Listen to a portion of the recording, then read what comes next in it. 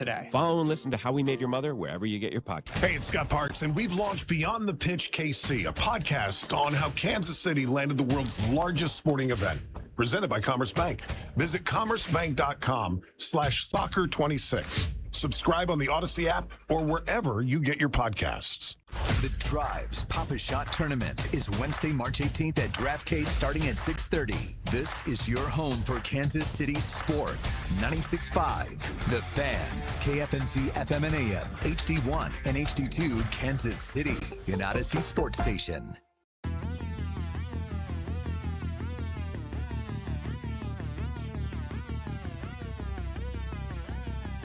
Well, wow.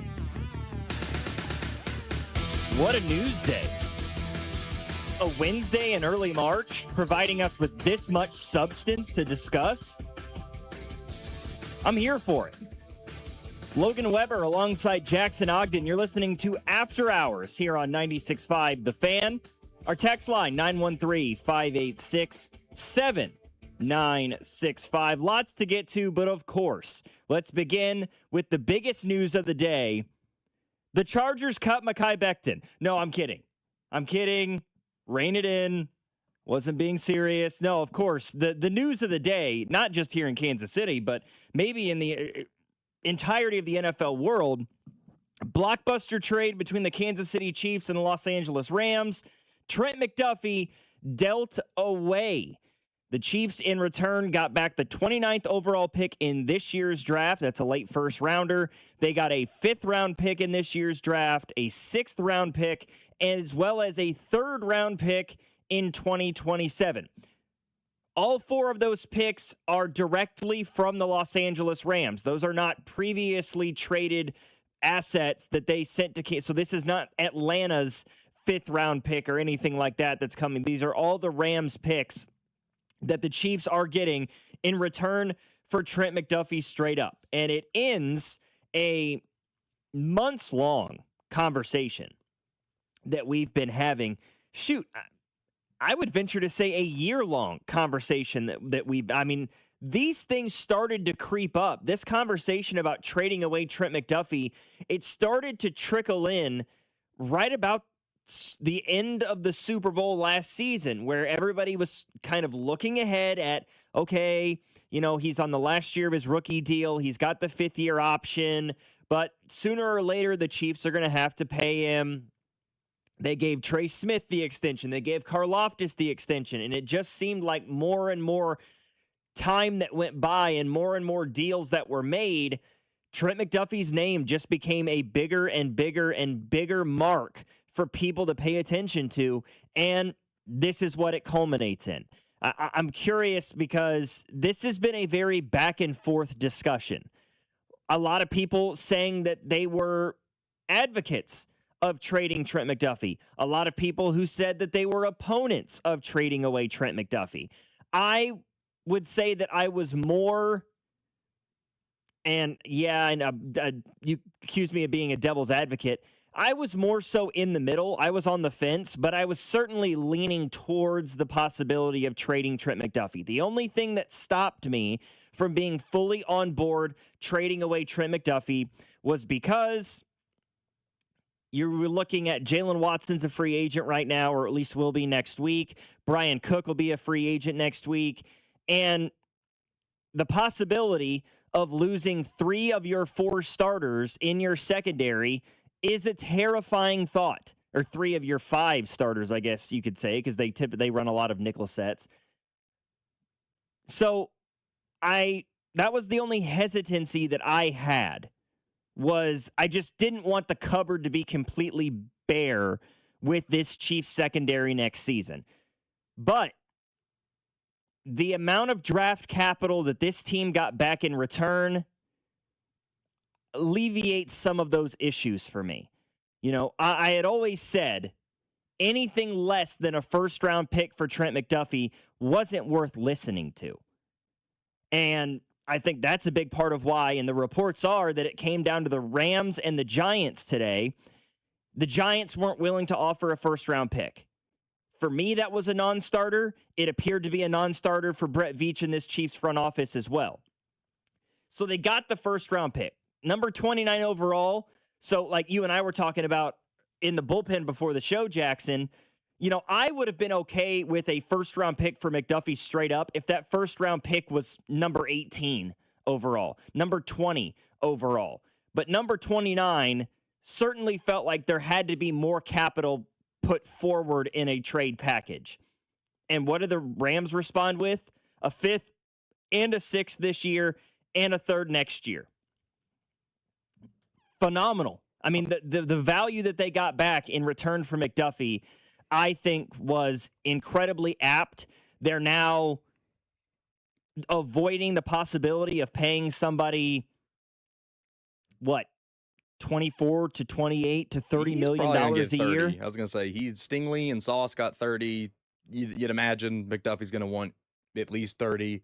Maybe he could be persuaded to go a little lower, but like you're in that 28-30 range. And I just don't know if that was ever in Kansas City's ballpark. I think for me, it was always just what's the plan if you lose McDuffie in the secondary, just because like Jalen Watson's a free agent. The only corners coming back next year are Christian Fulton, Noel Williams, Shamari Connor, Nazir. Like, you don't have a very solidified Jaden Hicks defensive back room right now. Coming off of a very disappointing second year. Right. And that's not just me saying that. Steve Spagnuolo said as much. Too happy with him either. And Josh Williams, who actually, as a rookie, played way more than Jalen Watson did. But then slowly but surely just cascaded down the depth chart and was relegated basically to a special teams guy primarily, and graded out as one of the worst and most penalized special teamers in the NFL the last 2 years.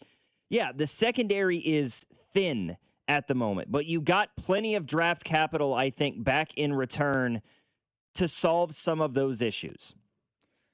I think you look at it this way. The process, to me, is correct in what Brett Veach did. Trading this asset at this time instead of paying him with the current cap situation you already have with Mahomes and Chris Jones, and you already paid Karlaftis and Trey Smith. Like, I think the process is correct here, Logan, but now the execution part has to come through it. You got the capital.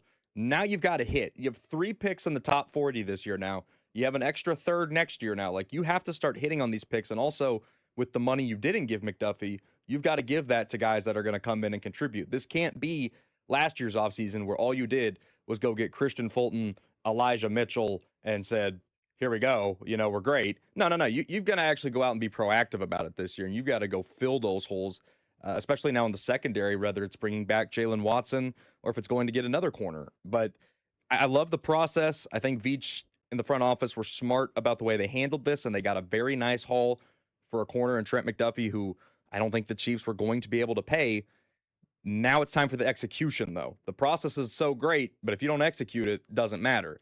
They've got to fill these holes now and use this capital the same way they did when they traded Tyreek Hill back in 2022 and ended up getting guys like Trent McDuffie, George Karlaftis, and the rest of that draft class. Yeah, looking at Spot Track right now, they have Jalen Watson's AAV at just under $12.5 million per year. It's affordable. It's affordable. But you look down the list at some of the other names that are here, Tariq Woolen, who's coming off of a solid enough year for the Seattle Seahawks. They've got him at just under $8.2 million. So, that's a guy that you could potentially bring in alongside, maybe you're looking for a veteran DB, somebody like a Rasul Douglas from the Miami Dolphins. His average value right now is $4 million. If the numbers hold up, and who's to say they will, you could bring in those two guys for the same amount of money that it would cost you to re-sign Jalen Watson to a long-term extension. The question then becomes, what happens at safety? Man, it is absolutely huge for the draft now, because prior to today's trade, right, this team was only looking at 5 guaranteed picks in this draft. They were projected to get a 6th because of Tershawn Wharton's offseason signing with the Carolina Panthers. Now you're looking at 9 picks with the 1st, the 5th, and the 6th that they got in return. There's also speculation reports swirling right now that the Chiefs could also get another compensatory pick for Justin Reed, and him signing with the New Orleans Saints. So all of a sudden, this Chiefs team could come from having 6 picks to 10 at the drop of a hat. You go from, from 5 picks, I should say. You go from being a team that has the fewest, or one of the teams with the fewest number of picks, to among the highest number of picks. In fact, I saw one today that in terms of total draft capital and draft capital value, the Chiefs have the 4th most draft capital of any team in this year's draft, which is the highest for this team since the early 2000s. That's a staggering number. There's a lot more that needs to be done, though, right? I feel like it's hard to ask Brett Veach and this Chiefs front office to replicate or even do better than they did with that 2022 draft class that saw them bring in Watson and Karlaftis and McDuffie and just Leo Chenal, and that revitalized this defense. You may have to come up with something similar this go around. Not to mention, you got to find some reliable pieces on offense too. Potentially another wide receiver. Does the heir apparent to Travis Kelce come into the frame of mind, especially because we still don't know for sure. I'm leaning towards Travis Kelce comes back next year, but even if he does, we're at the point now where you can no longer just wait around with bated breath to see what Kelce's going to do every single year now. And then, of course, that's not to mention what has to happen at the running back position. The Chiefs could also look at right tackle. Not as necessarily a day one starter for this year, because I think you've got Jalen Moore there, but I would have no problem with the Chiefs taking a right tackle somewhere in those middle rounds and seeing if a year of sitting behind Jalen Moore and being in an NFL locker room and understanding the day-to-day of being a professional to then become the starter in year 2. Right? That's the scary part. Is it gave the Chiefs way more to play with, but it opens up yet another hole that is not guaranteed to be filled. I like the trade. I think it was the right move for the Kansas City Chiefs. Only time will tell if that's right, if we are right in assuming that. 913-586-7965 is our number. I got an 816 says, if his payday is going to be in the $300 million range, no way the Chiefs were ever going to spend that. Good time to get value. Well, I don't think he was ever going to get $300 million. Maybe you were meaning 30 and just one too many zeros. Nobody's giving McDuffie 10 years, $300 million.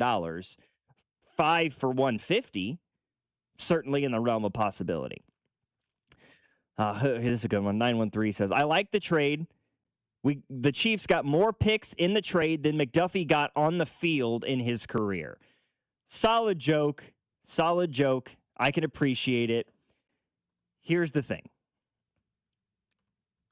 We as sports fans have a tendency to do this. And I'm not saying that this is what you're doing. I'm not saying that you are speaking negatively on Trent McDuffie. If you were just making a joke, then I'll let bygones be bygones.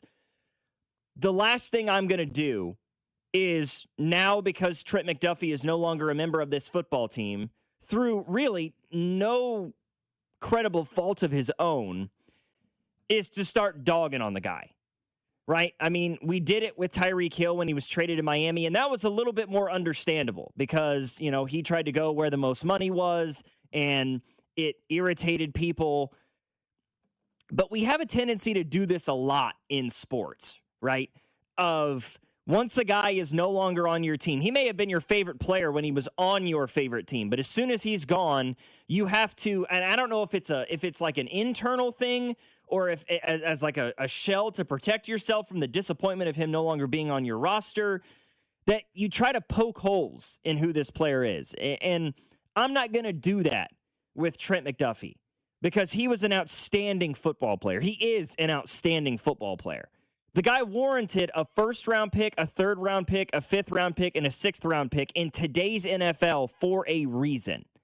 Because he is a two-time All-Pro selection in this league in 4 seasons of football. And the only 2 years that he didn't were, I would argue, mainly because of injury issues. He missed a few games this year. He missed 6 games his rookie year in 2022. Yes, he's undersized. Yeah, he doesn't generate a lot of picks. He only had 3 interceptions in his career with the Kansas City Chiefs. Being a great corner doesn't just mean generating interceptions. Yes, that is an added bonus, obviously.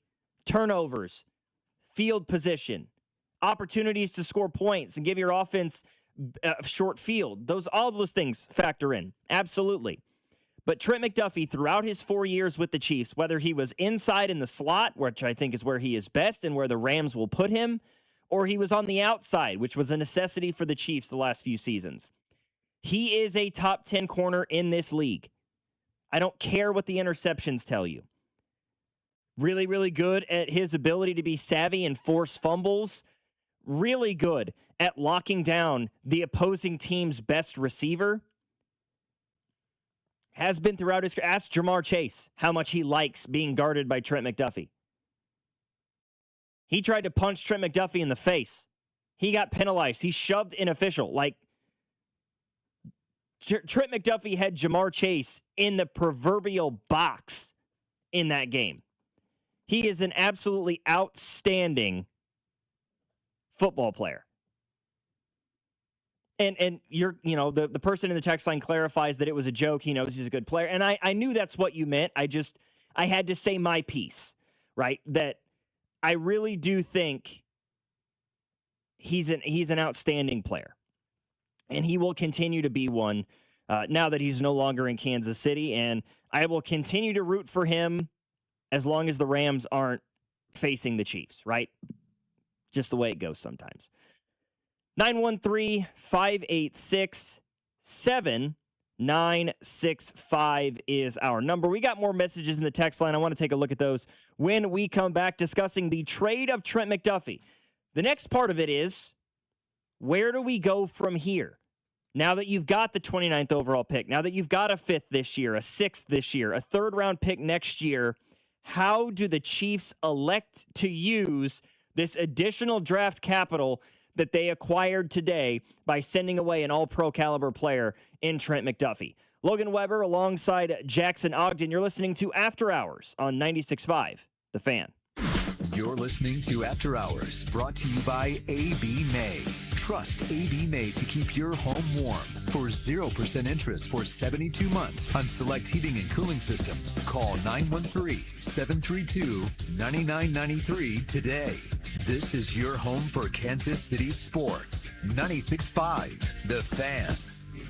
Hi, I'm Carter. And I'm Charlie. We'd like to share a quick story about a homeowner named Jack. Jack had a home he needed to sell fast. And Jack thought he had it all figured out. So Jack talked to multiple cash buyers. Jack chose the highest offer. But the day before closing, guess what? The buyer backed out. Leaving Jack with the moving truck all packed in the driveway and not sure what to do. Jack learned the hard way that the highest offer isn't always the right offer. Jack got suckered. Make sure you aren't hung out to dry. Call our dad at Rex Buys KC. Our dad is local, he knows Kansas City, and he actually closes deals. No repairs, no fees, no showings, no surprises. Just a fair cash offer and a smooth process. Now, don't be like Jack. Call 816-330-6000 or visit rexbuyskc.com. Rex Buys KC, helping people make smart choices one home at a time. Hi, I'm John Ray, your friend and jeweler at Shane Company. Getting engaged? So friends, listen up. Shane Company engagement rings are protected with our all-inclusive free lifetime warranty. We stand behind the same quality we've offered since 1929. Our rings are crafted to last. It's why our warranty is the only one that protects your center stone. We also cover repairs, resizings, cleanings, and so much more. That's money you keep for you and your family. Because a friend always has your back. Shane Company, your friend and jeweler. If you need a new appliance, this is your sign. Shop at Lowe's now to get up to 35% off and next-day delivery on hundreds of major appliances. A new appliance now means an easier to-do list later. Our best lineup, is at Lowe's. Valid through 3/18 while supplies last. Selection varies by location. Order by 4 p.m. Available Monday through Saturday. Subject to availability. Fees, exclusions, and restrictions apply. See Lowes.com/appliance delivery for more details.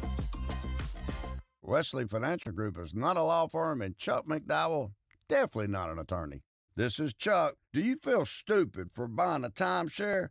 Don't. It's not your fault. You were most likely told you could rent it, and it was a great financial investment. And the deal was available today only. If this happened to you, contact your resort or Wesley Financial Group for help today. Call Wesley now for your free exit information kit. 800-939-1441. 800-939-1441. Tonight, thunderstorms expected with fog later. Low of 45F. Weather brought to you by Duke's Mayo.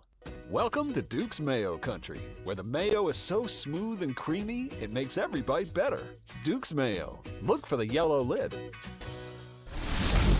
Football season is officially over, but the offseason is just beginning, and 96.5 The Fan will be there every step of the way. We'll have people at the Combine in Indianapolis. We'll be at Arrowhead during free agency. And yes, we'll be live in Pittsburgh for the NFL Draft in April. One of the biggest off-seasons in recent history is underway, and there's only one station you need to listen to, right here on your home for Chiefs football.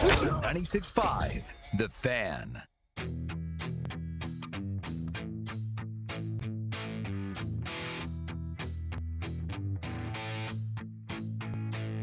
You know, Lance brings up a good point. Reminds me of a quote from a movie. If I had a nickel for every time that happened, I'd have 2 nickels, which isn't a lot, but it's weird that it happened twice, right?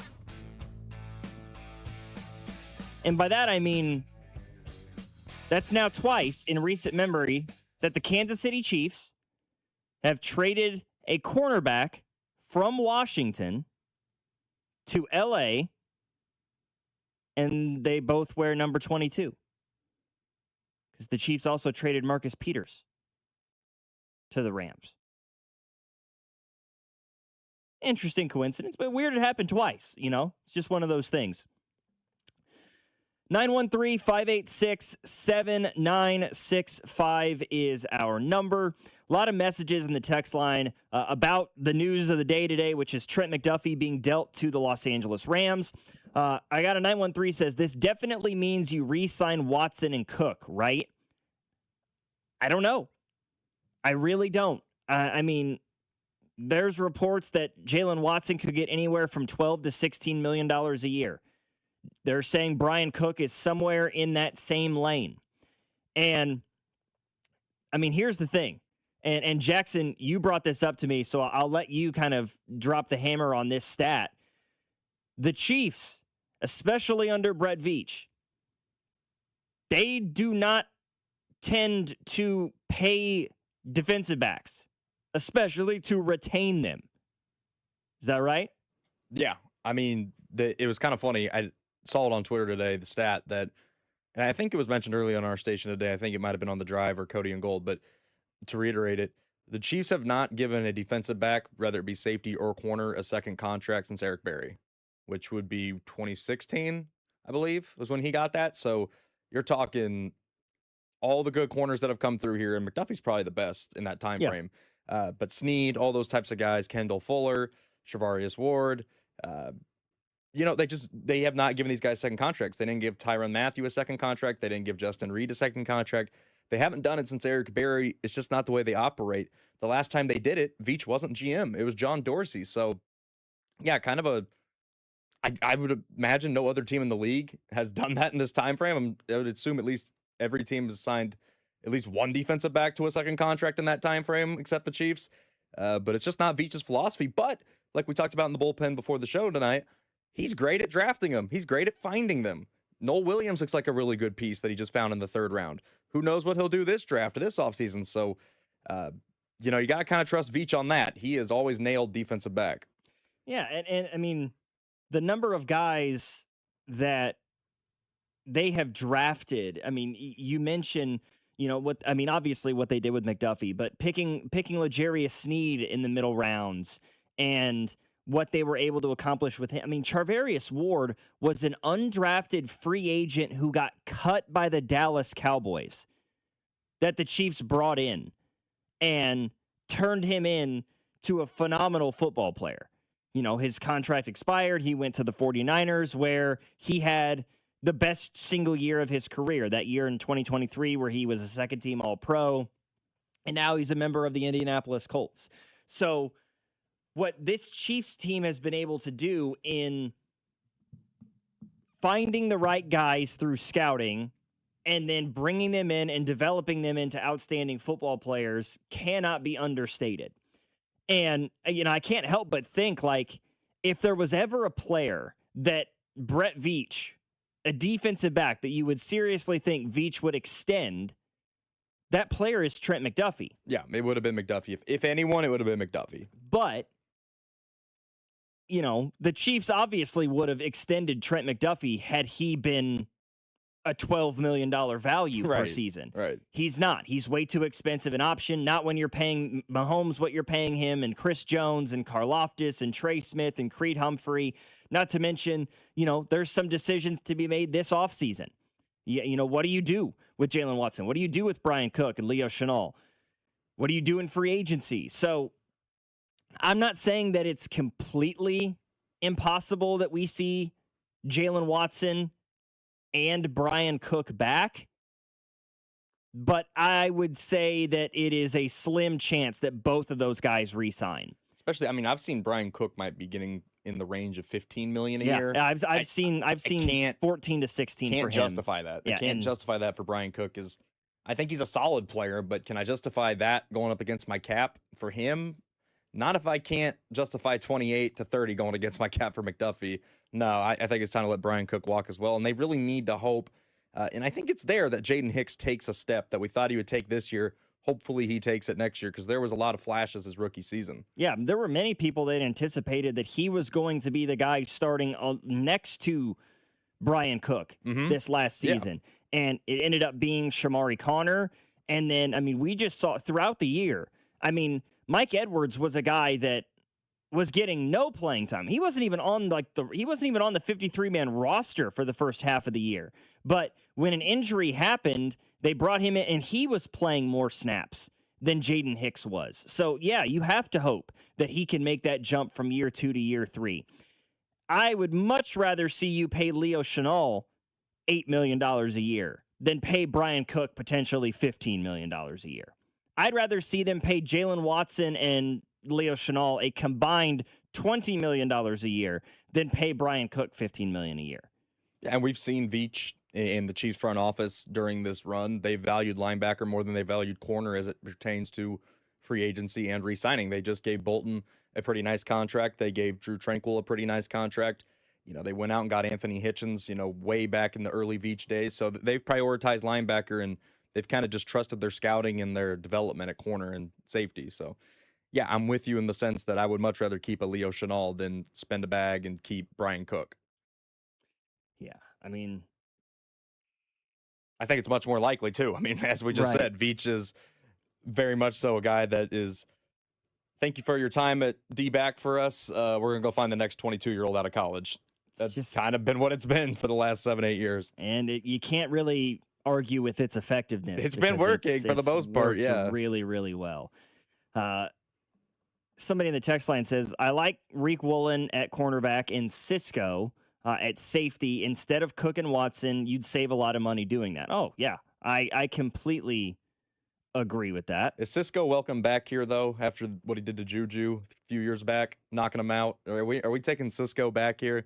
I feel like he's on the Kansas City fans' hate list right now, where kind of like a Brett Laurie was with the Royals, and I feel like he's on the banned list. Yeah, fair. I mean, if we all remember correctly, there was not a lot of people that were hyped about the idea of Tyrann Mathieu coming to Kansas City either. When that deal first came down, people said, yeah, he's a good player, but I don't like Tyrann Mathieu. And then he became, and still is, one of the favorites of this era of Andy Reid and Patrick Mahomes leading this Chiefs team, this dynastic run that they've been on. Yeah, I mean, there would have to be some conversations probably. You know, guys will be a little uncomfortable. He might be a little uncomfortable when things get in there. But These guys are pros, man. And if they think that, hey, he can help us win, squash that in a hurry. These guys know what it takes to win, right? Cisco is welcome as long as he brings the wood. Yeah.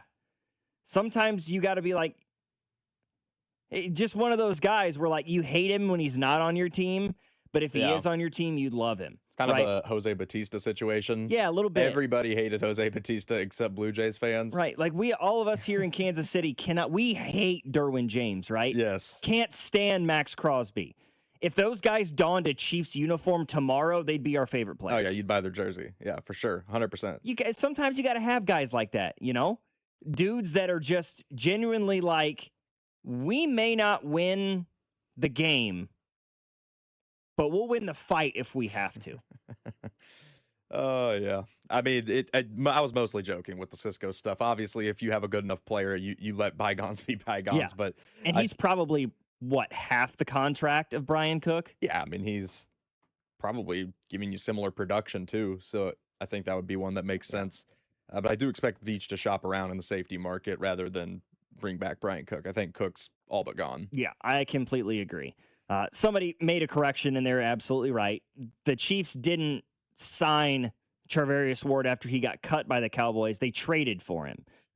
So this was, before the season had really kicked off, August 30th, 2018, the Chiefs traded Parker Ehinger? Enger, I think is how you pronounce it. Okay. To the Cowboys in exchange for Charvarius Ward. Bink brings it up at least once a show. I don't even know who that is. We'll be talking about Veach, and Bink will bring it up. By the way, happy birthday, Bink, if you're listening. Oh, it is Bink's birthday. Yeah. Happy birthday to Jay Binkley. Bink. Big guy. Hope you're having a good one. The legend himself. But he'll always bring it up. He'll always bring up, Veach got Ward for Parker Enger, so it's ingrained in my brain as a producer. I hear it all the time when I'm with Bink. But, the very good move by Veach. And it just goes to our point in what we've been saying for the first half hour of the show. Veach is able to find these corners anywhere. And when you're able to do it as well as he can, you don't necessarily have to pay a guy $30 million a year. And if you were ever going to, it was going to be McDuffie. The fact that you didn't pay him now suggests I'm not so sure you bring back Watson. I think you just try and get younger and younger at corner. We'll see. Yeah, free agency starts a week from today. Man, it's going to be fascinating to see. The question then, that I'm getting thrown around a lot here. Somebody brought it up when Juju Smith-Schuster himself. You mentioned Cisco's hit on Juju. Do you remember when he was playing for the Pittsburgh Steelers and he danced on the Arrowhead in Kansas City? Yeah, he had a lot of shenanigans he did when he was in Pittsburgh. He was the TikToker. And we came to know and love Juju Smith-Schuster during his time in Kansas City. So we can, you can let it go a little bit in that setting. Now the question, and I'm seeing it in the text line, is, hey, what about Caleb Downs? Brian Cook's gone. What about Caleb Downs? Well, that's where we go next. Now that the Chiefs have 9, potentially even 10 picks in this draft with the trade of Trent McDuffie with the Los Angeles Rams, how do they address the needs that they currently have, as well as the need that they just picked up today by getting rid of their cornerback 1? That's going to be the most fascinating part of all of this. It's the part that makes people excited. It's the part that makes people super nervous, right?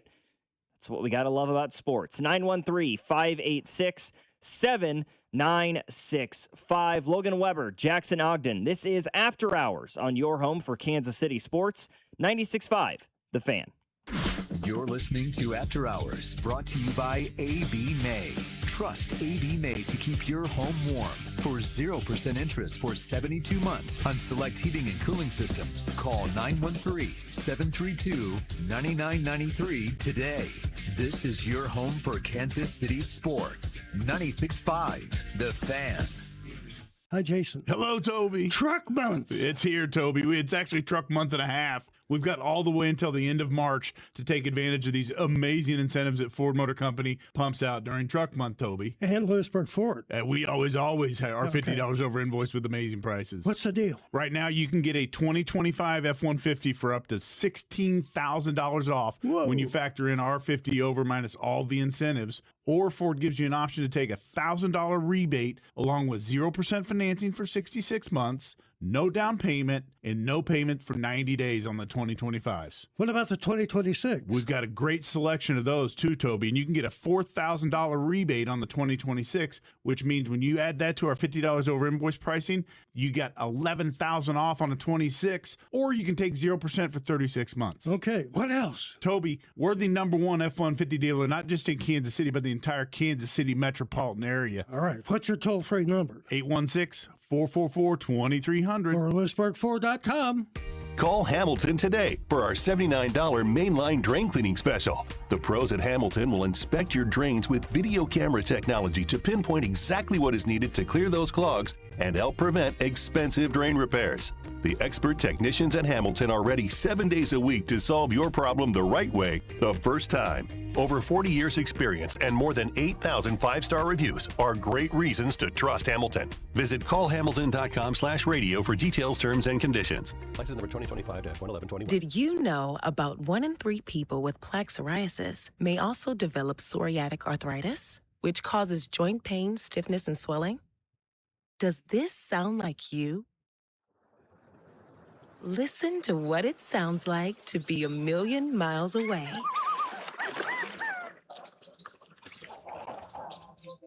Tremfya guselkumab, taken by injection, is a prescription medicine for adults with moderate to severe plaque psoriasis who may benefit from taking injections or pills or phototherapy, and for adults with active psoriatic arthritis.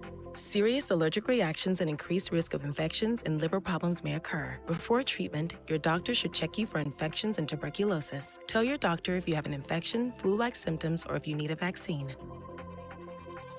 Imagine being a million miles away. Explore what's possible. Ask your doctor about Tremfya. Visit Tremfya.com or call 1-800-526-7736. Hey, it's Scott Parks, and we've launched Beyond the Pitch KC, a podcast on how Kansas City landed the world's largest sporting event, presented by Commerce Bank. Visit commercebank.com/soccer26. Subscribe on the Odyssey app or wherever you get your podcasts.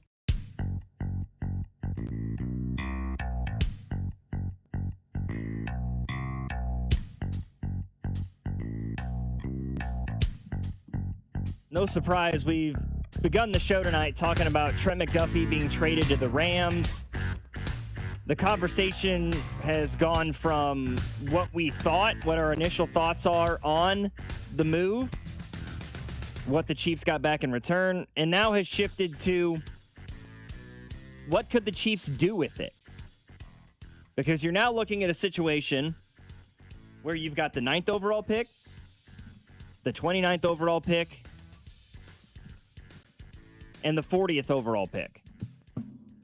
3 picks now in the top 40 that could certainly be used to find, I would argue, day one starters at all 3. This cannot be a situation like we've seen in years past. This cannot be a situation like we saw with Felix Anudike-Uzomah, where you draft a project in the first round that barely plays. This cannot be a Xavier Worthy situation where he is thrust into playing because of injuries and you string him along slowly throughout the year. Or a Kingsley Suamataia in the second round, you put him at left tackle day one, it doesn't work for 3 weeks, and then it's a revolving door at the position before you move him to left guard in his second season. If this Chiefs team wants to get back to where it has been, those things cannot happen. You've got 3 picks in the top 40. You're bordering on 4 picks in the top 70 with that early third round pick this Chiefs team has. It's all right there in front of you. So where do they go? Right? That becomes the bigger question. Staring at the 9th overall pick.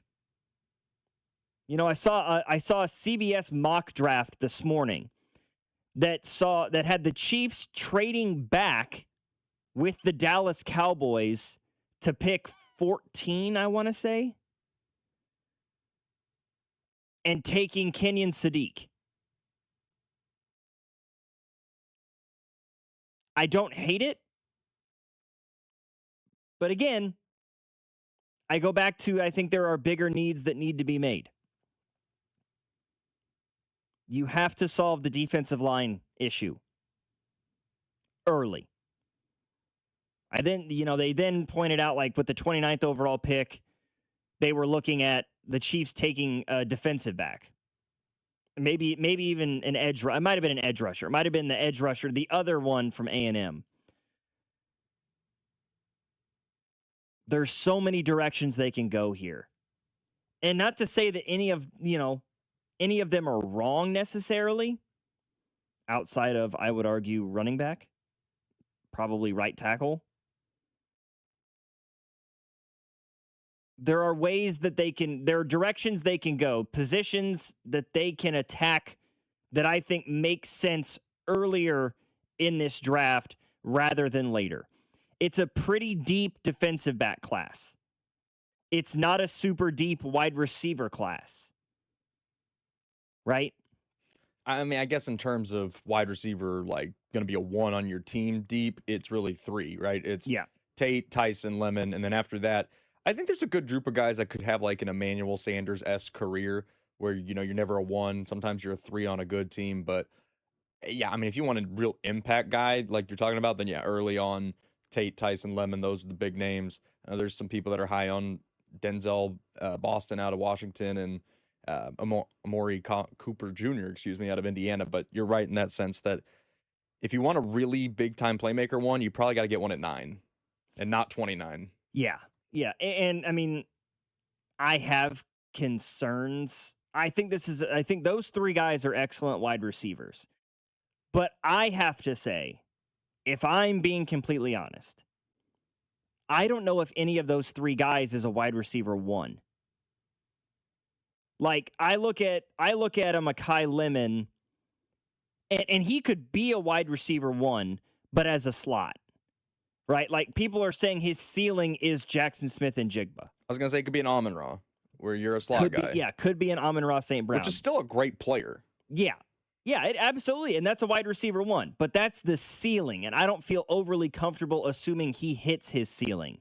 Right? Carnell Tate, to me, and I saw a comparison earlier this week, and I actually liked it, from his body type, the way that he goes about his routes. He's very Devonta Smith in his approach. Carnell Tate is. And Devonta Smith, great wide receiver, but he's more of a wide receiver 2 in my view. Maybe that's where Carnell Tate, and I think Carnell Tate's the best wide receiver of the bunch. Jordan Tyson, very, the medicals are so concerning. Yes. For those who don't know, his freshman year tore his ACL, his sophomore year broke his collarbone, and then this past year tore his hamstring. Yeah, so every year he's dealt with something. The T. Higgins comparisons with Jordan Tyson, they mount. Okay, the physical size, the stature, he runs well, reliable pass, but injuries are a nightmare for him. To where, if you're looking for him to be Mike Evans, I don't think he gets to that point. I think he's more of a T. Higgins, where he's a great receiver as long as he has somebody to play off of. He could be a great Sammy Watkins for the Kansas City Chiefs as long as the Chiefs have a Tyreek Hill. Right. I think the one thing that will be music to Chiefs fans' ears if they do go receiver is that both Tate and Lemon never dropped the ball. They both were two of the best, especially Tate, have the strongest hands in this draft class, and they are going to walk into the NFL, and unless something drastically changes, like, those guys do not drop the football. Carnell Tate had 3 drops all of last year. I believe Mekhi Lemon only had 3 as well. So these are guys that are coming in reliable. They might not ever reach that in Njigba, Chase, and those wide receiver 1 Puka type of guys, but they're going to be reliable, and they do the little things right, including not dropping the ball in crucial situations, which the Chiefs have really had problems with. And the one factor, I know you said Tate's your number 1. I'd put Lemon as my number 1 only because I think he's a very good run blocker as well. He really, even on the plays he's not getting the ball, is active. And I know he's slot, and Chiefs fans are probably tired of drafting the slot guy. They want an outside guy that can be the X on the outside, like a 6'4" Denzel Boston maybe. But I really do like Lemon, and I just don't think if one of those three comes to you at 9, you can have a wrong pick. The only thing that scares you is Tyson's medicals. Yeah. And, he's not the only one that's in that top 10 range that there are things it's not at this point been picked up. So I take it with a grain of salt. It's not being reported by ESPN or CBS Sports or any sort of major heavy hitter in the sports media world right now. But there are a few news articles swirling about Caleb Downs. Reading an article from Newsweek, an anonymous NFC scout has relayed that Downs had, quote, a couple of issues flagged during his medical check. Nobody expected him to test this week, so it flew a bit under the radar. However, quote, I was told that Downs was flagged with a partially torn meniscus this week. But that's not the serious concern. Reports are that he was also flagged with a potentially degenerative ACL. It's hard this time of year, Logan, because people say so much about these prospects. There's so much stuff that comes out, and what's real, what's not. You haven't seen the Adam Schefters of the world report this. You haven't seen the biggest reporters. But the fact that it's out there, somebody said something. Like, this doesn't just...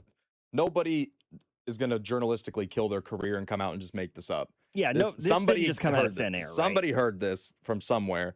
I'm sure there was a scout there, somebody that wasn't thrilled with his medicals. I'm sure that was a thing. Now, is it as severe as they're coming out and saying? We don't know, right? Well, we don't have that information, but it's not a great look, right? You don't want to take a guy with a potential degenerative ACL and a half-torn meniscus in the top 10. So that's also, like you said, with Tyson, the injury history could be another thing with Caleb Downs, where you're looking at will teams. It happened with Will Johnson last year out of Michigan, the corner. He fell all the way to the second just because teams were like, they couldn't trust the medicals, and that was a guy that Jahad Campbell, another one, going in fell all the way to the Eagles. Josh Simmons to the Chiefs. I mean, these medicals really make these guys drop sometimes, and I'm not sure Caleb Downs makes his way too far. I'm not going to say he slips into like the second round or anything crazy, but this could be something that affects if he's on the board at 9 or not for the Chiefs. Yeah, and I hope that's not the case. Selfishly, I hope that it's just enough for him to still be there at 9, because I think if this isn't an issue, if Caleb Downs plays a healthy 12 years in the National Football League, he could make 8 All-Pro teams. I think he is pound for pound the best player in this draft. I've said that before. I'll say it again. If there is one guy that I would be willing to put United States currency on making the Hall of Fame out of this 2026 draft class, it would be Caleb Downs. I think he is an outstanding football player. And I would have no problem with the Chiefs taking him at number 9. Now, I say that. If this ends up being something bigger, then, yeah, I would maybe be a little bit more concerned about it. But as of right now, it's small publications and places like Newsweek. 913-586-7965 is our number. Don't go anywhere. The conversation continues next here on After Hours. Logan Weber alongside Jackson Ogden, 96.5, The Fan. You're listening to After Hours, brought to you by AB May.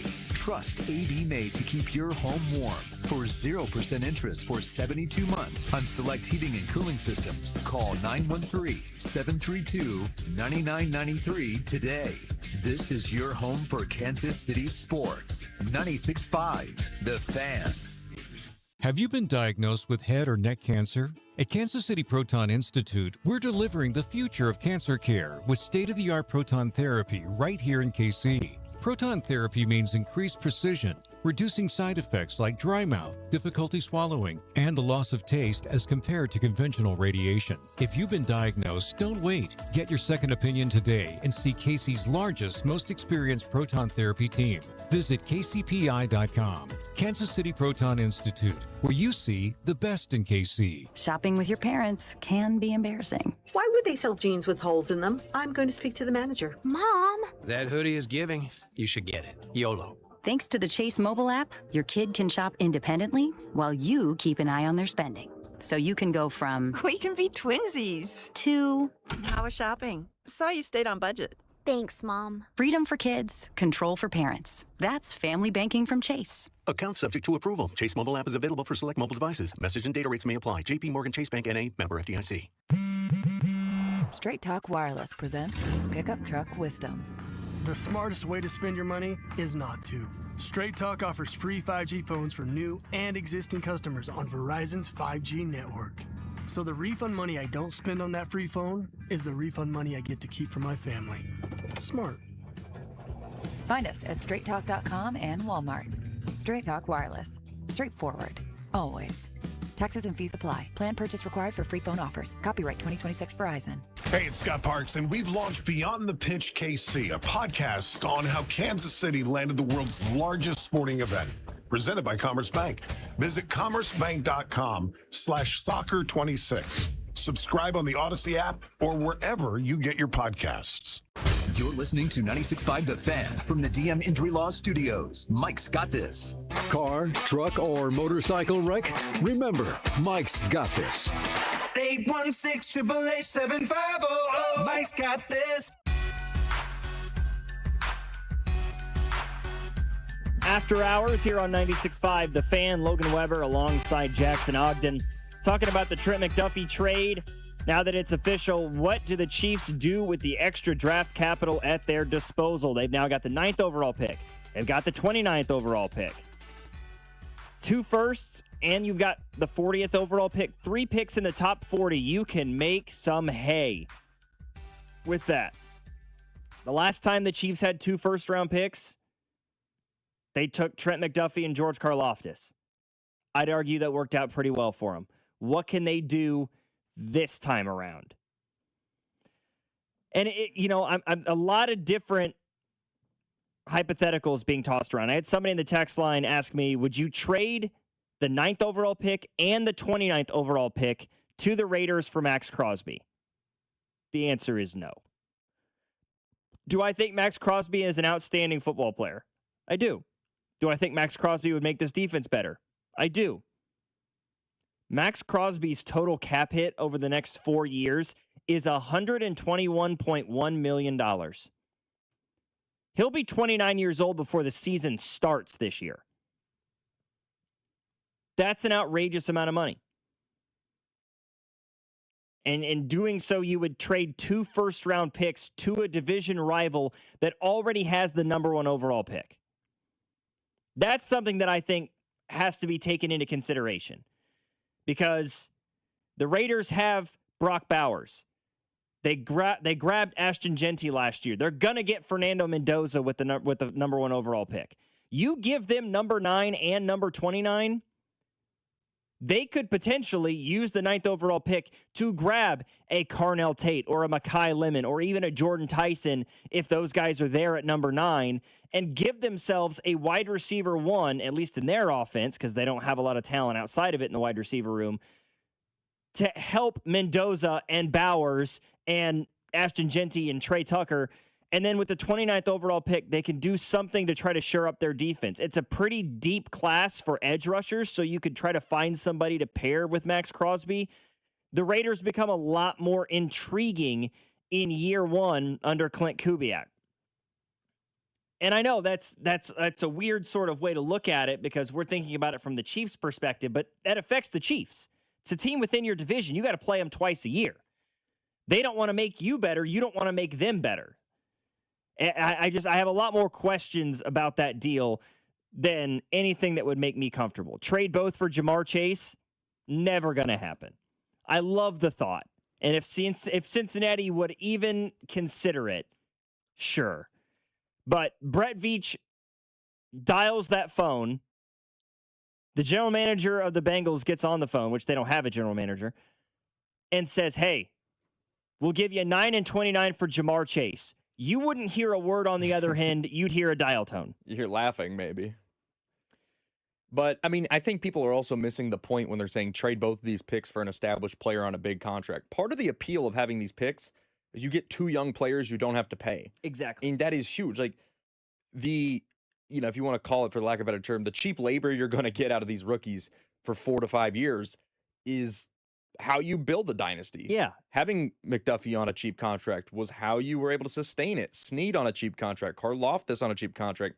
You know, Bolton was on a rookie deal. Creed Humphrey, Trey Smith, all these guys were on rookie deals making nothing compared to the top players of the position, but they were playing like the top players of the position. And that's sort of the value you get now by adding an extra first-round pick, is you don't have to pay this guy until, 2031, 2032? Like, you have this now for probably the next 5-6 years of the Pat Mahomes era, which is probably going to be the end time of the Pat Mahomes era. Pretty much the extent of it. And if you give up these 2 picks and then say, we're going to go get a Max Crosby and pay him, $1 bajillion a year, it defeats the purpose of that. So, to me, even though, these would be great players to bring in and they're top of their position, you kind of lose the perception of what Veach and them are trying to do. It's the same thing they did with Tyreek, where they're trying to outsource what would be just one big contract into 5 to 6 different contracts for players. Yeah, I mean, I hate to sort of whittle it down to one thing, but what if we, everybody who's advocated or everybody who's brought up the idea of trading Trent McDuffie, what has been the reason? Is trading Trent McDuffie because you don't think Trent McDuffie is an outstanding football player, or is it because you think he is an outstanding football player and he will cost too much money to keep around long term? It's the second reason. So you traded away a guy before you had to pay him top dollar. It wouldn't make any sense to then use some of the capital that you got back in doing that to then acquire somebody who's making huge money. And hey, we just had this conversation about, Cisco. We were talking about Juju Smith-Schuster, Tyrann Mathieu, these guys that, the Chiefs fan base doesn't really like, and could they stomach bringing him in? Jamar Chase might be where people draw the line, okay? As good a player as Jamar Chase is, he is among the most hated players among Chiefs fans in the National Football League. I don't. Can you think of one that's more hated by Chiefs fans than Jamar Chase? I don't know if he's even in the league anymore, but maybe Eli Apple, just for calling it Burrowhead. I don't even know if he's in the league. I think he was last year. I thought did he get cut? Maybe like on the Dolphins or something. I don't know, but he's got to be up top of the list. A lot of those Bengals players, maybe outside of Burrow. Burrow never really said anything to instigate it, but a lot of those Bengals players from those teams are on the top of the dislike list for Chiefs fans. I would imagine some Bills players as well. Technically, Eli Apple is in the National Football League. There you go. He's a member of the San Francisco 49ers. He played in 2 games last year. Okay, so not really. He's played in 6 games in the last 2 years. So he is not really. Barely in the league. He's under contract with the Niners for this upcoming season. There you go. For a salary of $1.3 million. But yeah, making to your minimum. point, top of the list, people that Chiefs fans root against, Jamar Chase. Yeah. Somebody says, I'd take Jefferson over Chase, as would I. Unfortunately, Justin Jefferson would cost more than Jamar Chase would. I think it'd be pretty similar. In my opinion. They would cost a haul for both, and it's just not in the Chiefs. It makes no sense for the Chiefs to do either. I agree.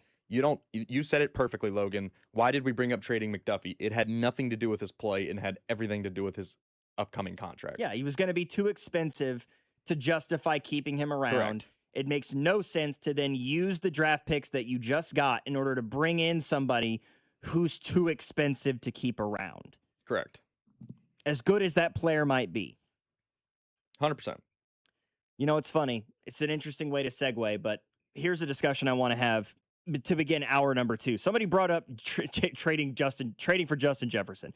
Never going to happen. But the Minnesota Vikings are looking for a trade partner for somebody right now. And the Chiefs are one of those teams that's being thrown around. Do I know if there's any smoke to that fire? I don't. But I want to discuss the possibility. Jonathan Grenard, the Vikings are allowing him to seek a trade partner. Does that move make sense for the Kansas City Chiefs? That's next. Stick around with us. It's After Hours, 96.5 The Fan. Logan Weber here alongside Jackson Ogden. It's your home for Kansas City sports. You're listening to After Hours, brought to you by AB May. Trust AB May to keep your home warm. For 0% interest for 72 months on select heating and cooling systems, call 913-732-9993 today. This is your home for Kansas City sports. 96.5 The Fan. When the cold sets in across KC, AB May is the trusted name for keeping your home warm, safe, and secure. From furnace repairs to system replacements, we deliver reliable solutions and unmatched care and professionalism. Whether it's a sudden breakdown or routine maintenance, AB May is here to help. Trusted by generations of Kansas City homeowners, we're committed to doing things the right way every time.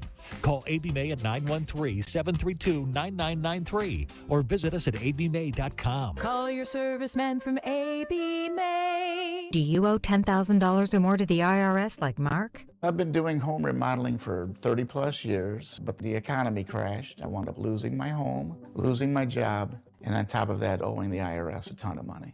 I owed the IRS $114,000. It really, truly was the worst part of my life. Then Mark found tax relief advocates. On news radio, I heard about TRA, and I thought, what's the worst that could happen? So I picked up the phone and I called them. When it was all said and done, TRA settled my $114,000 debt for $100, and I'm telling you, I was ecstatic. Could not believe it.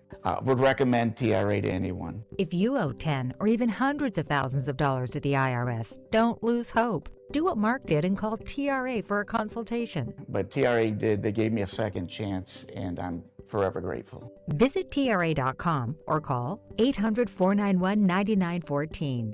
800-491-9914. That's 800-491-9914. There's nothing like the sound of Royals baseball. When the boys in blue take the field, loyal fans tune in, turn it up, and stay connected. And where do Kansas City's most passionate sports fans gather? Right here on 96.5 The Fan. Sports fans are loyal fans. They support the teams they love and the businesses that support their team. If you're ready to grow your business and connect with a dedicated, engaged audience, call 816-522-0444 or email greg.bergen@odyssey.com. That's greg.bergen@odyssey.com. Furnished by IntelliBrands. Have you ever felt leg pain, restlessness, cramps, tingling, swelling, numbness, itchiness, or coldness? Then you need the new patented Legsercise Pro, the natural circulation booster that uses continuous automatic leg movement to soothe pain and promote healthy circulation the natural, drug-free way. Using Legsercise made walking painless again. Legsercise Pro's patented walking simulator propulsion technology moves your feet back and forth along its concave track, creating constant movement and flex at both the knee and ankle joints. It's like having a physical therapist right in your own home. I have much less swelling and no more tingling. Call right now and order your very own Legsercise Pro, the new proven automatic leg mover that soothes pain and naturally promotes healthy circulation. Call 800-555-1212. That's 800-555-1212. 800-555-1212 now. These statements and products have not been evaluated by the Food and Drug Administration. These products are not intended to diagnose, treat, cure, or prevent any disease or condition. Follow the Character Concerns podcast for more NFL draft content. 96.5 The Fan, KFNZ FM and AM, HD1 and HD2 Kansas City, an Odyssey sports station.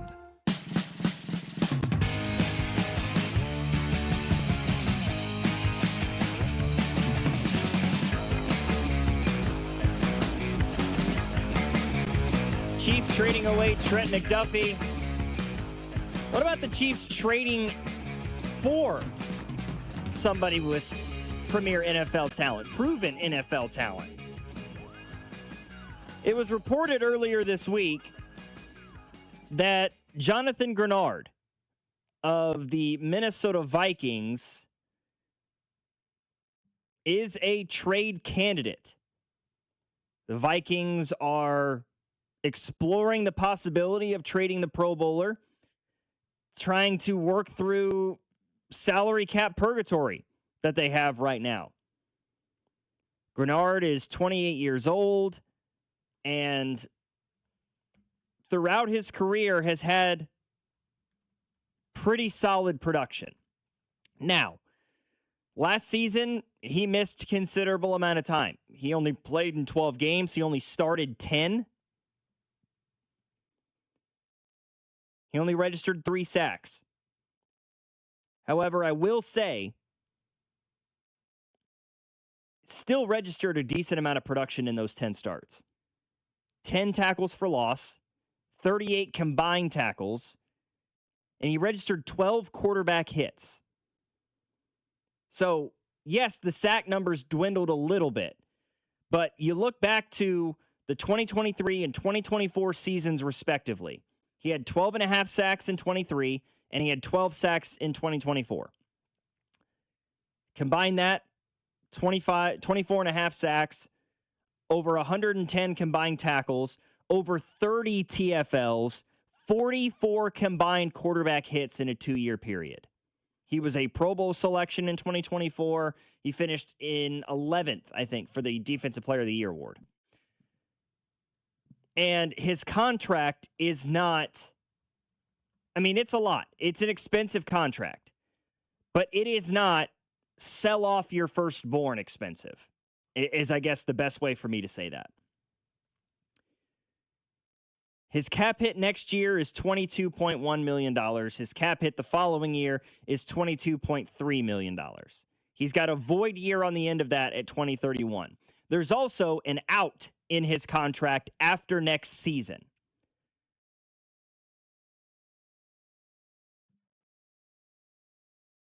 It's interesting. Not to mention what the dead cap hit looks like. If the Chiefs were to move on from him after next year in 2026, they would only pick up $9.9 million in dead cap while saving $28 million.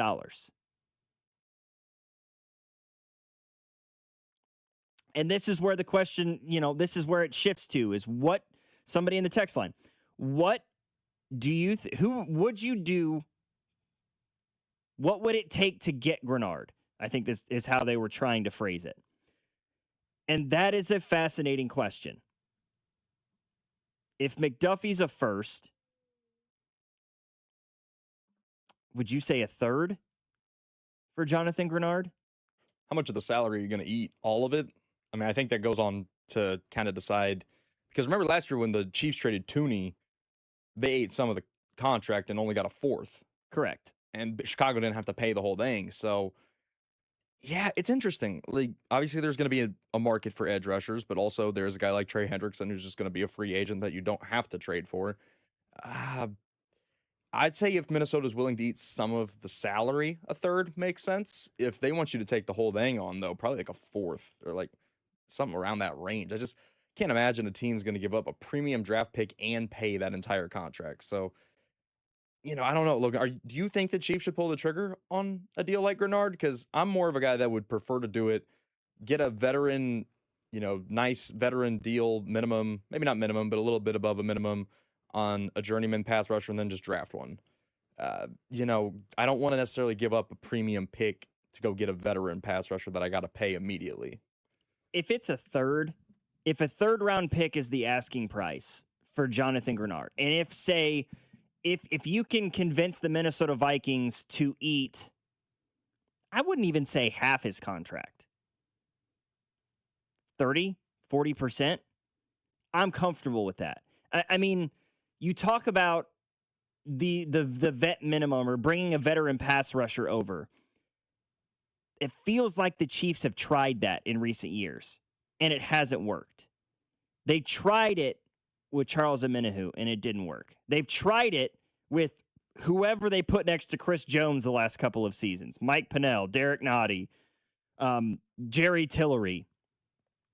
It hasn't worked.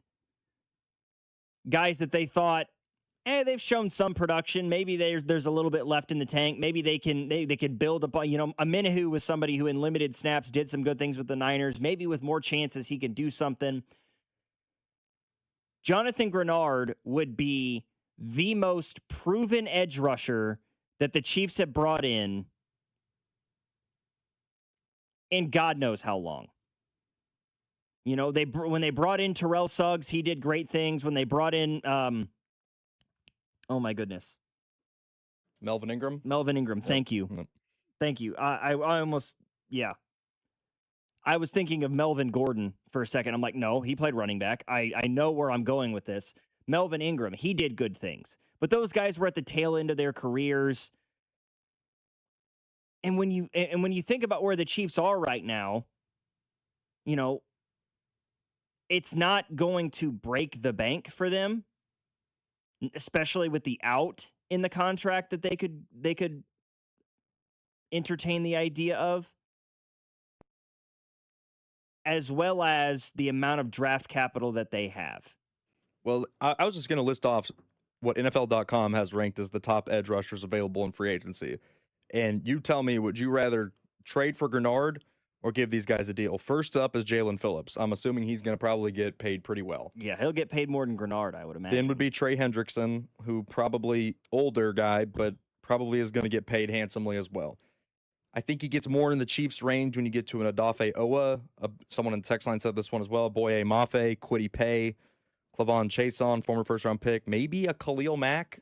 I know he's old, but he still was productive last year. Joey Bosa had a good year in Buffalo. Joseph Asai. Would you rather go that route is basically what I'm saying. Bradley Chubb, another name. Or are you pretty hell-bent on we need a more proven younger guy? You know, basically not a rental. The only name you threw out that interests me at all is Bradley Chubb.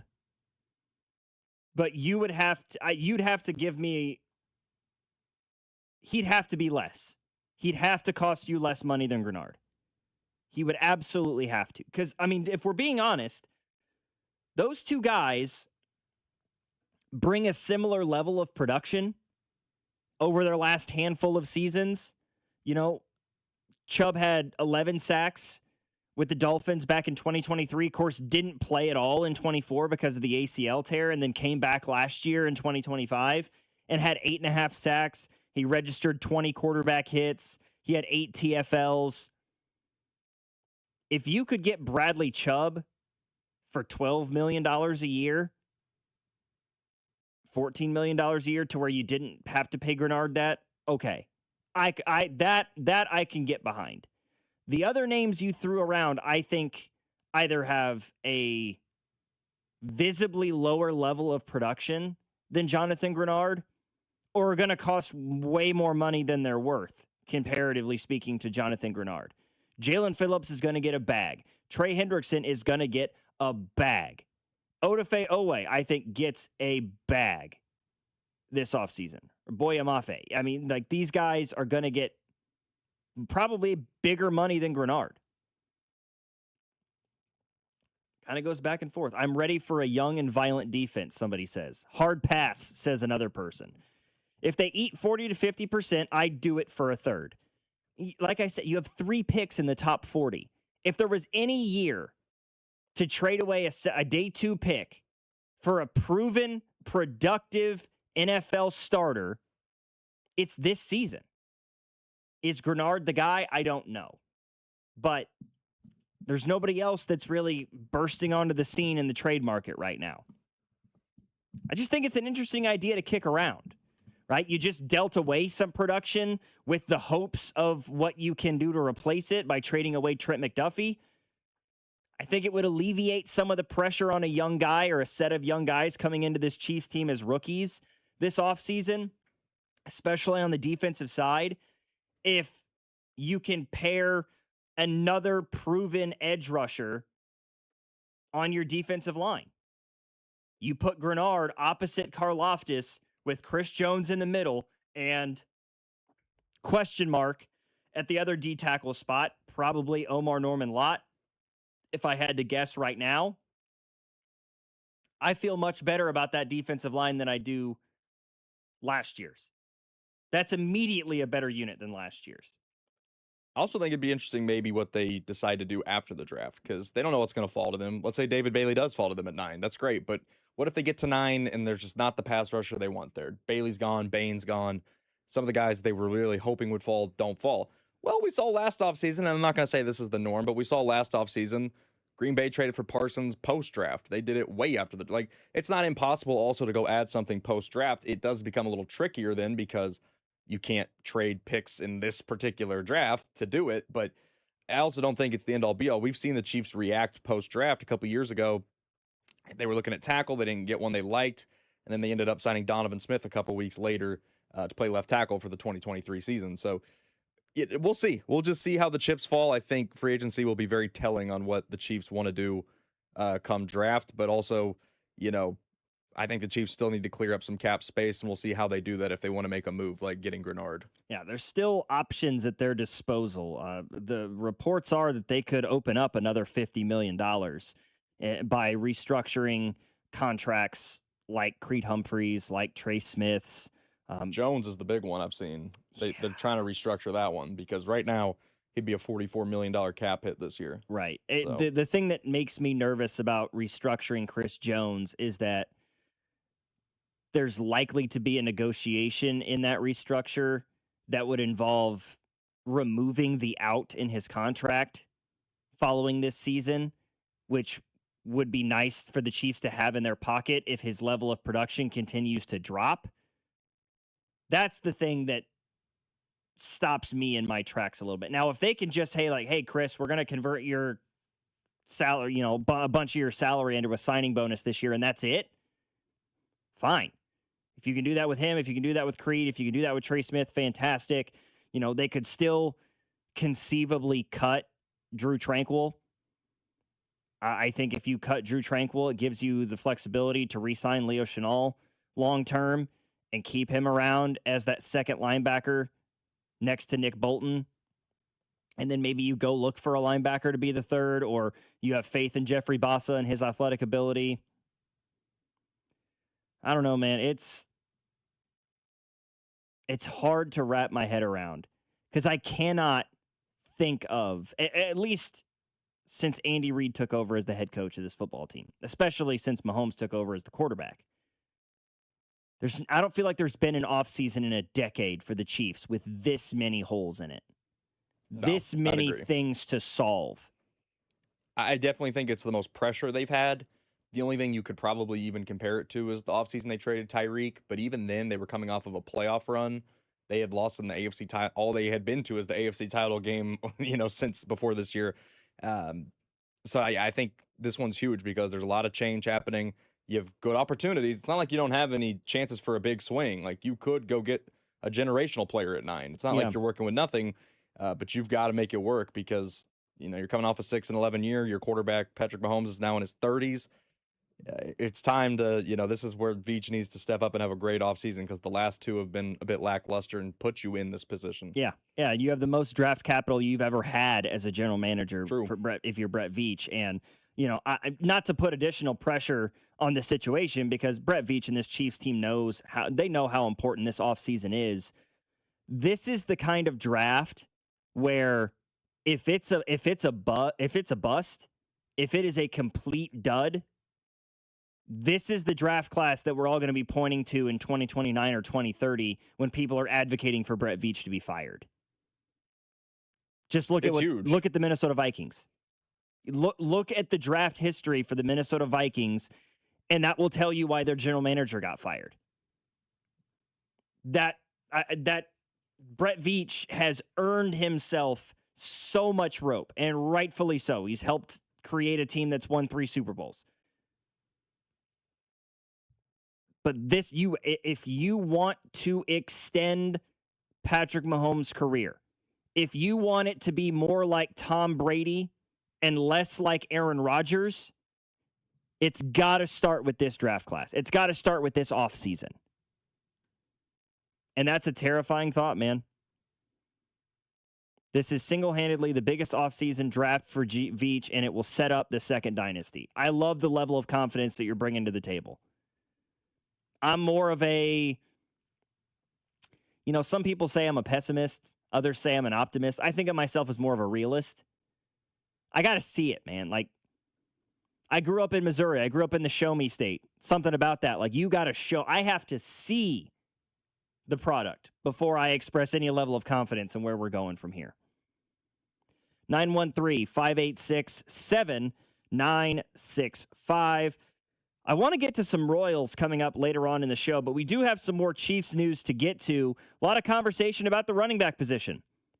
Is it Jeremiah Love at number 9? Is it Kenneth Walker? It's not Breece Hall now. I'm here to tell you, I love Kenneth Walker. I think he is the best fit for the Chiefs. But if the reports we're getting today are any indication, I would lose confidence in the idea of Kenneth Walker wearing a Chiefs uniform. I'll tell you why next. Logan Weber alongside Jackson Ogden, After Hours, here on 96.5 The Fan. You're listening to After Hours, brought to you by AB May. Trust AB May to keep your home warm. For 0% interest for 72 months on select heating and cooling systems, call 913-732-9993 today. This is your home for Kansas City sports. 96.5 The Fan. DQ presents the Spicy Menu. For a limited time, try the new Flamethrower Chicken Strip Basket for $6.99 with spicy, bold strips that heat you up. Served with a side of famous DQ soft serve as a dip to cool you down. That's right, dip those spicy chicken strips right into soft serve. Plus fries and toast, all for just $6.99. And add a new pineapple lemonade sparkler or cooler made with tahini. It's the limited time only Spicy Menu. Get it delivered in the DQ app. Happy, tastes good. Participation may vary. Liberty Mutual customize this song for you. Like your car insurance, it's custom too, yeah. Liberty Mutual's got the coverage that could save you money. Thanks to Doug and Limu, well now you can go and take that cruise. Liberty, liberty, liberty, liberty, yeah. Hey, it's Rob Britton from The Drive on 96.5 The Fan, and we're excited to announce the launch of Beyond the Pitch KC, a limited podcast series documenting the run-up to the World Cup with our friends over at 98.1 KMBZ. And Rob, I'm Scott Parks from Dana and Parks on KMBZ. Beyond the Pitch KC will feature the biggest names who made the World Cup in Kansas City possible, plus the biggest storylines heading into this summer's tournament. This is not a podcast about soccer. Don't get us wrong. This is a podcast about Kansas City. This is a podcast for Kansas City. And this is a podcast that'll tell the story of how our town is hosting the world's biggest sporting event. New episodes will be released every Wednesday starting on March 4th, as well as video clips that can be seen on 96.5 The Fan and KMBZ's social channels. Subscribe and download to Beyond the Pitch KC, a limited podcast series with myself and Rob Bretton on the Odyssey app or wherever you get your podcasts. I wish I'd gotten treated for my erectile dysfunction sooner. Men, I hear this all the time from our patients. This is Jeff for Heartland Men's Health, and if ED is a problem in your life, resolve to get it treated today and stop having it affect you and the one you love. ED is simply a medical condition, and it's fully treatable. And at Heartland Men's Health, we have treatments that are effective in well over 90% of cases. Which means if you're like most guys, your ED will be a thing of the past. In fact, you could be having great sex within a day or two of your first appointment, and you'll likely find you're performing like you haven't in a long time. It's the new year. Resolve to get your ED treated and change your life. Call us at Heartland Men's Health. Your initial visit is only $99. It includes blood work, a medical consult, and if medically advised, a test dose. And if that test dose doesn't work in the office, your visit is free. Call 844-447-6600. That's 844-447-6600, or go to heartlandmenshealth.com. We have 3 offices: Overland Park, Independence, and North Kansas City. This is an important message for anyone struggling with $10,000 or more in credit card debt, medical bills, or personal loans. Due to ongoing inflation, job loss, and the rising cost of living, many Americans are facing overwhelming credit card balances. If you're drowning in credit card debt, you may qualify for powerful debt relief options currently being offered by National Debt Relief that can significantly reduce what you owe. You don't have to declare bankruptcy or take out a debt consolidation loan. You could qualify for this debt relief option and only have to pay back a fraction of what you owe. Act now to see if you qualify. With thousands of 5-star reviews online and an A+ rating with the Better Business Bureau, National Debt Relief has helped over 1 million consumers with their debt that qualified for this relief option. So don't wait. Call the Debt Reduction Hotline now. Dial 800-428-5757. 800-428-5757. That's 800-428-5757. Hey guys, it's Rob Britton from The Drive on 96.5 The Fan. We're excited to launch Beyond the Pitch KC, a limited podcast series documenting the run-up to the World Cup with our friends at 98.1 KMBZ. And I'm Scott Parks from Dana and Parks. This is about Kansas City, not about soccer. Telling the story of how our town ended up hosting the world's biggest sporting event. New episodes drop every Wednesday starting on March 4th, plus video clips on 96.5 The Fan and KMBZ social channels. Subscribe to Beyond the Pitch KC on the Odyssey app or wherever you get your podcasts.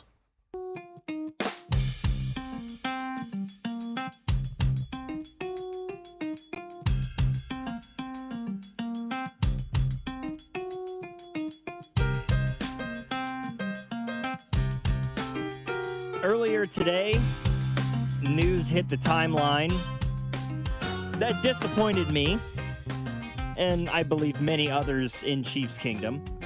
I have long been an advocate of Kenneth Walker to the Kansas City Chiefs. Even before the playoff run, I felt like he was a great fit for what the Chiefs want out of a 3-down running back. Well, then the playoffs happened. Zach Charbonnet got hurt. He became the featured back. And he took full advantage of it. He was outstanding in the playoffs. He won Super Bowl MVP for a reason. And everything looked like the Seahawks are going to do everything in their power to keep him. Well, it doesn't seem that way now, right? He is officially going to be free agent. The Seahawks did not use the franchise or the transition tag on him. And according to Jonathan Jones of CBS Sports, the Chiefs, quote, appear ready to strike at the running back position this month. Also reports saying that there's no way that Jeremiah Love will still be there for the Chiefs at number 9 overall, right? I mean, every mock draft I've looked at in the last couple of days has him going at least 8th overall to the New Orleans Saints. Many people want that to be the case around the league. They are hoping that Jeremiah Love doesn't fall to the Chiefs at number 9. And I'm still of the opinion that if he is there at number 9, you don't take him. Value, and I don't think running back's a value spot there. However, Jonathan Jones did also report that the Kansas City Chiefs are going to be focused on a player in the $8 million per year area. And if that is if that's true, if that is the case, no way Kenneth Walker ends up in Kansas City. You think $8 million is that's where, I mean, that's right around where Javonte Williams just got on an extension from the Cowboys. So Kenneth Walker is out. If it's $8 million area, not going to happen with Kenneth Walker. If it's $8 million, you're probably even out on Travis Etienne. I think Travis Etienne could get more than $8 million a year on a deal. So all of a sudden, you're now looking at that second tier of running backs. Tyler Algier, which one of our producers here, James Howell, has long been an advocate of Tyler Algier to the Kansas City Chiefs. You're looking at potentially a Rico Dowdle. You're looking at Kenneth Gainwell. And all of a sudden, it becomes, okay, you know, because if you sign Kenneth Walker, you don't necessarily have to use a middle round pick, a day 2 pick potentially on a running back. You take somebody in that second tier, however, somebody that's not a proven, consistent 1,000-yard back, you probably have to use that third on a running back. And this is not a very deep running back class either. Next year's running back class projects to be way better. So, you know, I get your point, right? I'm also an Algier guy, so I guess it's just being a producer here makes you a Tyler Algier guy. But, you know, I would obviously love if they could get Walker. For a long time, Logan, though, it's just been like, I didn't think there was a chance Seattle would let him walk. I thought they were bringing him back. So I didn't really entertain the idea of Walker because I just thought with Charbonnet tearing his ACL and him having the postseason he did winning Super Bowl MVP, I didn't think there was a shot that Kenneth Walker would hit the market. I thought at least they'd tag him. So if he does, I mean, I would like the Chiefs to be aggressive about it and go for him, even if it's a little out of their price range. But I don't think it would be the end-all, be-all if they did end up with Tyler Algier. I still think he's a productive back. They've just got to come out of here with someone. They just cannot do what they did last year and be like, well, Elijah Mitchell it is, and be like, Brashard Smith in the 7th. We fixed everything. No, you didn't. We had the worst running back core in the league. Yeah. So and not even close. Yeah, it was a distant 30-second. Yeah. I got a 913 says, Veach, we're going to revamp the running back position, but we're only going to spend $8 million a year. Well, that's about $6 million a year than they have been spending. I mean, what did they give Elijah Mitchell 4? Well, I don't even know if they gave him that. It might have been, but I mean, it was chump change. It was nothing. And I'm trying to see overall for his kid. They gave him 2.5. I was going to say, I didn't even think they gave him 4. Yeah, they gave him basically, that's the vet min. I mean, that's $8 million for a year for one running back. That's more than the whole core was making last year, right? Yeah, pretty sure that's more than all 4 running backs made last season. I think Hunt was the lead guy, and what was he making? Like $4 million, maybe? Because Pacheco was still on the rookie contract. He was a 7th-round guy. Brashard Smith, a 7th-round guy on a rookie deal.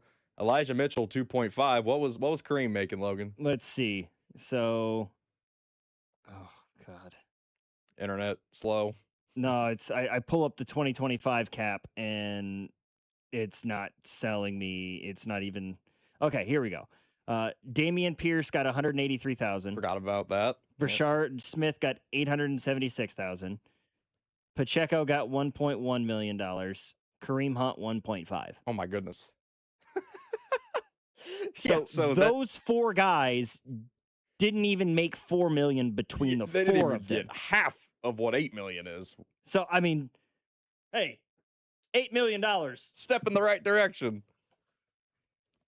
What did Clyde get? They got him on there. He played a couple games, right? Yeah, he's not. He is not listed on the cap hit. 50,000, couple carries. Played in the Indy game. I saw him out there a couple times. Oh, good grief! Yeah, when you put it into perspective like that, it's kind of like last summer when we were like, the Royals outfield is atrocious, and then we looked at how much they're making, and we're like, they don't even make $5 million combined. Of course they're atrocious. No wonder they're bad. Yeah, that's the Chiefs running back core last year. What do we think the plans are for Damian Pierce? That is entirely up to Damian Pierce. I do not imagine he'll be back in a Chiefs uniform. Does he make the roster even if he try? I mean, maybe a special teamer. I don't know. Had a decent rookie year. Since then's been completely irrelevant. Yeah, that man, I mean, like we said, worst running back room in the league, and he still couldn't find his way onto the field. I think that tells you everything you need to know. Just for the sake of comparison, the Chiefs' top 4 running backs last season, okay, Carson Steele, Kareem Hunt, Isaiah Pacheco, Samaje Perine, those 4 guys also made less than $4 million combined. I mean, Samaje Perine was our highest paid running back. The highest paid in 2024 of 1.5. I was gonna say the highest paid back of this decade to play for us has to be Clyde, right? Just via being a 1st-round pick. Unless Jerick McKinnon was making more than I thought he was, but I think you look at it. I think since 2020, I would bet Clyde has been the highest paid running back in this franchise. Yeah, Clyde's last year, full year with the team, he made 3.4, which has got to be more than anybody else has made in a year here at running back. I'm going down the rabbit hole fully right now. Yeah, I mean, it's got to be. McKinnon $1 million in 2022. This is just the point though, Logan. They've invested essentially nothing financially into this position. So of course they've gotten nothing out of it. They've basically said it doesn't matter. And so people are, like yourself, are going to say like they're only committing $8 million. Well, now that we break it down like this, Logan, $8 million's a lot compared to what they have been doing. So it's a step in the right direction. And maybe Brett Veach kind of woke up and was like, maybe I don't want my 31-year-old quarterback to have to lead the team in rushing again. Maybe it would be good to have a running back. Yeah. I'm curious. Have the Chiefs ever paid a running back $8 million a year? Like in the history of the franchise? I wonder what Charles was getting. Because you got to think the cap has gone up so much by now that Charles would obviously make $8 million in today's NFL, but back just like 10, 12 years ago, $8 million a year for a running back wasn't cheap. That was actually some good money. So I wonder maybe him, doubt Priest Holmes got it. even though he was elite here. And then obviously when Kareem Hunt was really good here, he was on his rookie deal. So it's a good question. So I'm looking. Jamal Charles would have to be the guy because, like, as good as Priest Holmes or Larry Johnson were, like, the salary cap was so low in their era that I think it kind of prevented them from reaching that threshold. Yeah, Jamal Charles is the only running back in Chiefs history to make $8 million a year. That's actually insane. 2010, and then again in 2014. It's kind of ridiculous when you put it that way. Yeah. That is... Has there been a cheaper franchise at running back? I mean, good golly. That is... No, and for an organization that has done a pretty good job at the running back position, historically speaking. And this isn't us, or at least I'll speak for myself, this isn't me coming out and saying, let's go pay a guy $15 million a year at running back every year. Like, I'm not trying to get crazy and be like, let's just spend at running back, but you got to put a little more into it than 4 guys combining for $4 million. You got to invest something. Yeah, it's got to account for more than like half a percentage point of your salary cap. Right. Like, You got to start treating it like a position that matters because it is still does a matter. skill position. It does matter, right? It is a position that matters. I'll answer this question, then we'll go to break. If we go out and get a Kenneth Walker or a Travis Etienne, this comes from a 913. Do you think we will actually see a Chiefs running back get 15 to 20 carries a game with Mahomes at quarterback? Yes. Yes, I do think that. Now, I don't think it's incredibly likely that you see Kenneth Walker or Etienne. Those guys are going to be too expensive, at least according to the report that we got from CBS today and Jonathan Jones. If they're looking for $8-9 million somewhere in that area, you are out of the market for KW3 or Travis Etienne Jr. It's just not going to happen. Those guys are going to warrant 8-figure-a-year contracts. I think even if you end up with a Tyler Algier or like a Rico Dowdle, I could still see 15 to 20 carries a game. They got to reestablish the ground. And they brought pieces in order to start that process. They got Bieniemy back as the OC. They brought in DeMarco Murray, a guy who is going to get, I really do think he will get people to buy in. He may help them in acquiring free agent running backs this offseason because he not only has coached the position for the last several years, the man played it. It's a man that led this league in rushing. Helped me win a fantasy football championship. So shout out to DeMarco Murray. I'll never forget you for that. 913-586-7965 is our number. More NFL conversation coming up a little bit later on, but I have a lot of Royals news that I would like to discuss on the program tonight. So stick around for that as we talk about the boys in blue. Logan Weber here alongside Jackson Ogden. After Hours, 96.5, The Fan. You're listening to After Hours, brought to you by A.B. May. Trust A.B. May to keep your home warm. For 0% interest for 72 months on select heating and cooling systems, call 913-732-9993 today. This is your home for Kansas City sports. 96.5, The Fan. Having unexpected car trouble or just in a car accident? You need Jay's Southland Tow Service. They have 20 years of experience and service the KC metro area.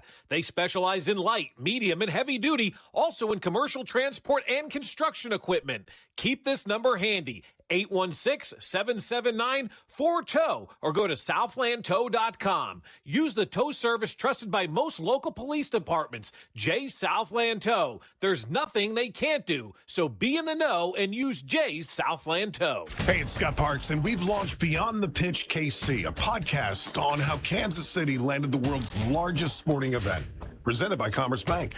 Visit commercebank.com/soccer26. Subscribe on the Odyssey app or wherever you get your podcasts. There's nothing like the sound of Royals baseball. When the boys in blue take the field, loyal fans tune in, turn it up, and stay connected. And where do Kansas City's most passionate sports fans gather? Right here on 96.5 The Fan. Sports fans are loyal fans. They support the teams they love and the businesses that support their team. If you're ready to grow your business and connect with a dedicated, engaged audience, call 816-522-0444 store or email greg.bergen@odyssey.com. That's greg.bergen@odyssey.com. Men, the new year is here, and if you're like many of us, you're ready to improve your health. But if you're feeling low energy, not sleeping well, or not seeing results in the gym, keeping that resolution can be tough. This is Jeff for Heartland Men's Health, and if those symptoms sound familiar, we can likely help. They often point to low testosterone, and treating low T is what we do. But this year, we're also helping men go further with 4 targeted body composition plans featuring growth hormone peptides, NAD+, GLP-1s, PDA, and more, designed to boost energy, support metabolism, enhance recovery, and accelerate fat loss. With our low T treatments combined with our body composition programs, most men notice real improvements: more energy, better focus, improved sleep, stronger workouts, and often a renewed sex drive as well. So call us. Your initial visit is just $99 and includes blood work and a medical consult. And if you start on treatment the same day, your visit is free. Call 844-447-6600 or visit heartlandmenshealth.com. Featured therapies are compounded and have not been evaluated nor approved by the FDA. Provider prescription required. See website for details. As the seasons change, it's time to prep your HVAC system with a $49 seasonal tune-up from Hamilton Plumbing, Heating, AC, and Rooter. A tune-up can help save money on your energy bill and help prevent expensive breakdowns. As your local home service experts, everything we do is backed by our exceptional service guarantee. Over 40 years experience and more than 8,000 five-star reviews adds up to dependable service from neighbors you trust. Visit callhamilton.com/radio for details, terms, and conditions. Straight Talk Wireless presents Pickup Truck Wisdom. Trust is earned. That's why I've stuck with Straight Talk. Same price since 2009 on Verizon's 5G network. Cause shoot, anyone can make a promise. Keeping it for years, that means something. Now plans starting at $25 a month with 4 lines. Find us at straighttalk.com and Walmart. Straight Talk Wireless. Straightforward. Always. Same price claim applies only to the base monthly price of our $45 plan from October 2009 to present.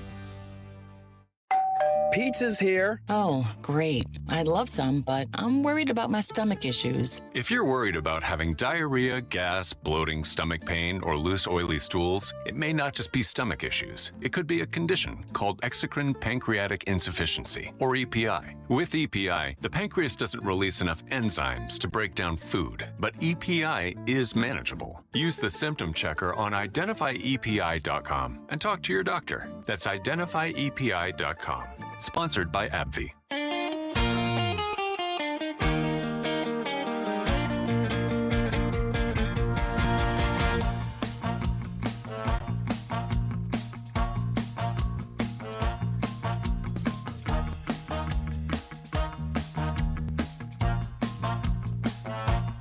All right, let's take things from the football field to the baseball field, shall we?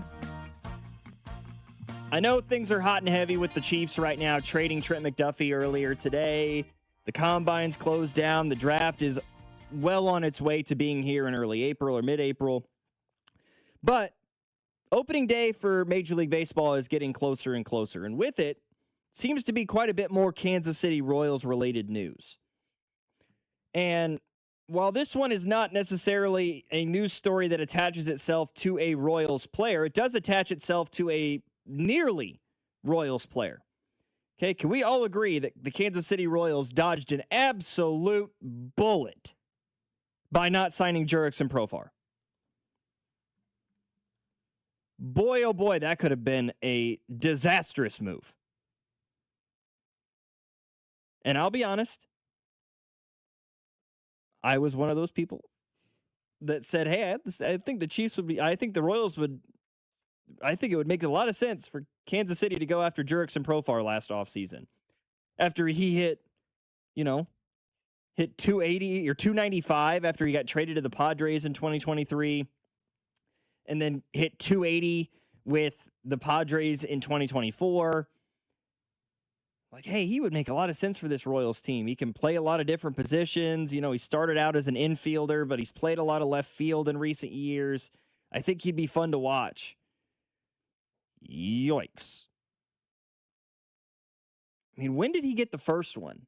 Last year. Last year, right? It was like, it's all been under this contract with the Braves. He got caught, I think, exactly this time last year. Maybe it was a little closer to opening day. And the first offense, you get suspended for half the season, so 82 games.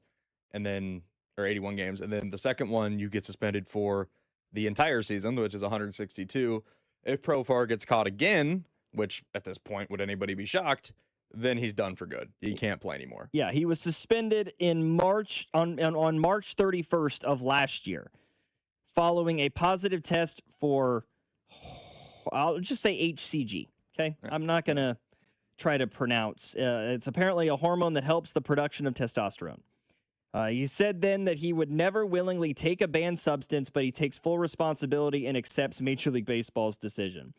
This week, he again tests positive for the league's performance-enhancing drug policy and has received a 162-game suspension. He is now the 7th player ever to be suspended for 162 games for a second PED infraction.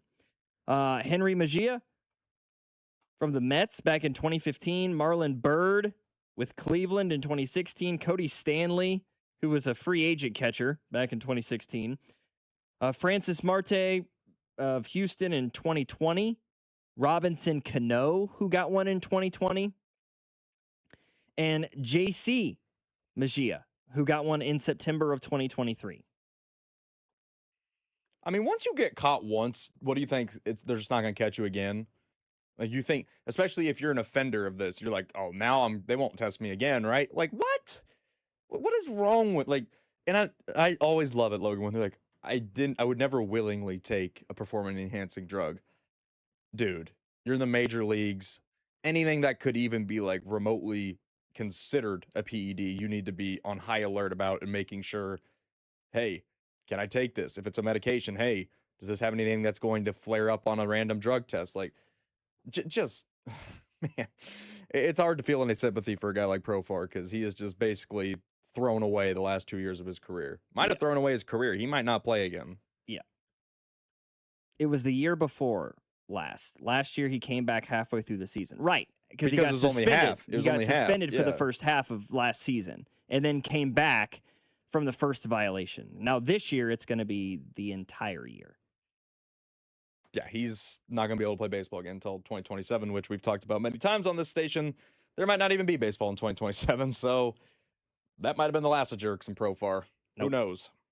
But yeah, Royals dodged a bullet there, and now this season I'm excited to see Isaac Collins, Lane Thomas, and some of the other guys, Cags, get chances in the outfield. You know, hey, man, don't you dare forget who am I about forgetting? SNL skit great Starling Marte. That's right. Newest member of the team, Starling Marte. If you don't know what I'm talking about, just search up Marcelo Hernandez, SNL, Starling Marte. It is a phenomenal skit. He does it on Weekend Update, where he talks about when a Hispanic or Latino player comes to the plate, the announcers always somehow turn into Dominicans and just start. It's a hilarious skit, and Marcelo does such a good job. He is such a good cast member on that show, but neither here nor there. I'm getting off the topic. Last thing I wanted to touch on with the if you get caught for PEDs in baseball, I didn't know this till last year with Profar, that yes, he got suspended 88 games. You're also, even when you come back, you're suspended that postseason. You can't play in the playoffs. Wow. So even though he was able to come back, and the Braves didn't end up making it, but even though you're able to come back at the end of for the second half of the season, had the Braves qualified, he would not have been eligible to play in the postseason. Yeah, and now Profar is in rarefied air, as the current rules state that if you fail a third performance-enhancing drug test, goodbye. You're kicked out of baseball forever. Goodbye. And that's only happened once. Only one player in the history of baseball has ever received a lifetime ban for performance-enhancing drugs. And I believe it was that first name that I mentioned, Mejia. Yeah, Henry Mejia. He was a pitcher for the New York Mets. That was his second positive. And then in February of 2016, after he tested positive in July of 2015, the second time, he tested positive again in February of 2016 and received a lifetime ban from baseball. Yeah. By the third time, you deserve the lifetime ban. If you haven't learned your lesson by then, you should go. Once is a mistake. Twice is skeptical at best. 3 times is go. You're a straight up moron. Go. 3 strikes, you're out at the old ball game. Bye. Taking it to a whole new level. 913-586-7965. More Royals next here on After Hours. Logan Weber, Jackson Ogden, 96.5, The Fan. You're listening to After Hours, brought to you by AB May. Trust AB May to keep your home warm. For 0% interest for 72 months on select heating and cooling systems, call 913-732-9993 today. This is your home for Kansas City sports. 96.5, The Fan. Hey, it's Rex here with Rex Buys KC. I get it. Selling your house can sometimes feel overwhelming or scary, right? I've seen it too many times. A homeowner thought they had a deal, only to have the buyer back out at the last minute. That's not how we do business at Rex Buys KC. I'm local, I know Kansas City, and I make sure every deal actually closes like it's supposed to. No hidden fees, no showings, no last-minute surprises, just a fair cash offer and a process you can count on. We buy homes in any condition and judgment-free. So whether your house needs repairs or you just want a fast, hassle-free sale, we can make it happen.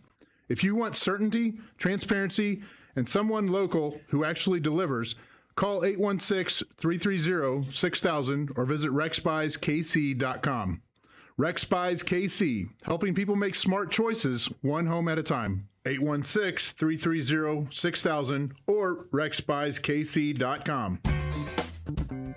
Hey, it's almost Andy Reid. Who knew dressing up for a Halloween ball would change my life forever? Now I get to celebrate with the best fans and everything Kansas City. Oh, yeah! My journey also led me to Renner Garage Door, Casey's go-to team for garage door repair, replacement, and service since 1956. Renner features an MVP lineup from Delden, Amar, and Liftmaster. R-E-N-N-E-R, R-E-N-N-E-R.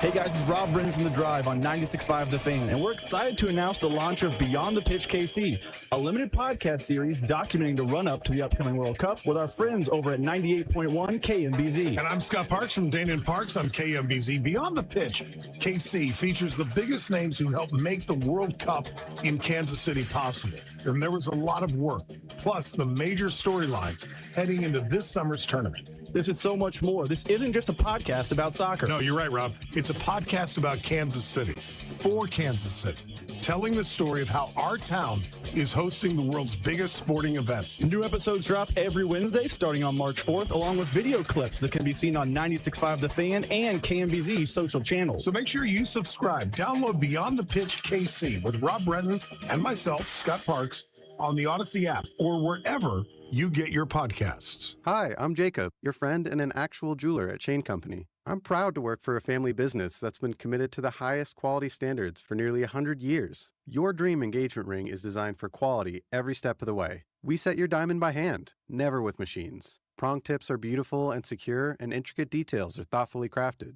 At Shane Company, there's no shortcuts, just craftsmanship, because a friend knows true love deserves the highest quality. Visit us in store or at shaneco.com. Shane Company, your friend and jeweler.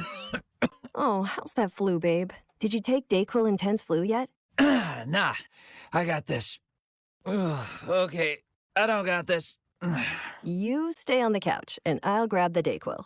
Undo your flu symptoms with Dayquil Intense Flu. Dayquil Intense Flu provides powerful relief of your flu symptoms. I'm ready for that to-do list. Wow, you do got this. Dayquil Intense Flu. The daytime coughing, aching, fever, under your flu, medicine. Use as directed, keep out of reach of children. My name is Whitney Allen, and I'm a widow. My husband, Ryan, died. We never thought we'd ever have to use life insurance, but the unexpected happened. With Ethos, signing up was fast and 100% online. You can get a quote in seconds, apply in minutes, and get same-day coverage. No medical exams, and you can get up to $3 million worth of coverage. I'm grateful we were prepared. Get your free quote at ethos.com/radio. That's ethos.com/radio. Paid spokesperson. Time spent on application may vary. Online health questions required. You're listening to 96.5 The Fan from the DM Injury Law Studios. Mike's got this. Car, truck, or motorcycle wreck? Remember, Mike's got this. 816-888-7500. Mike's got this.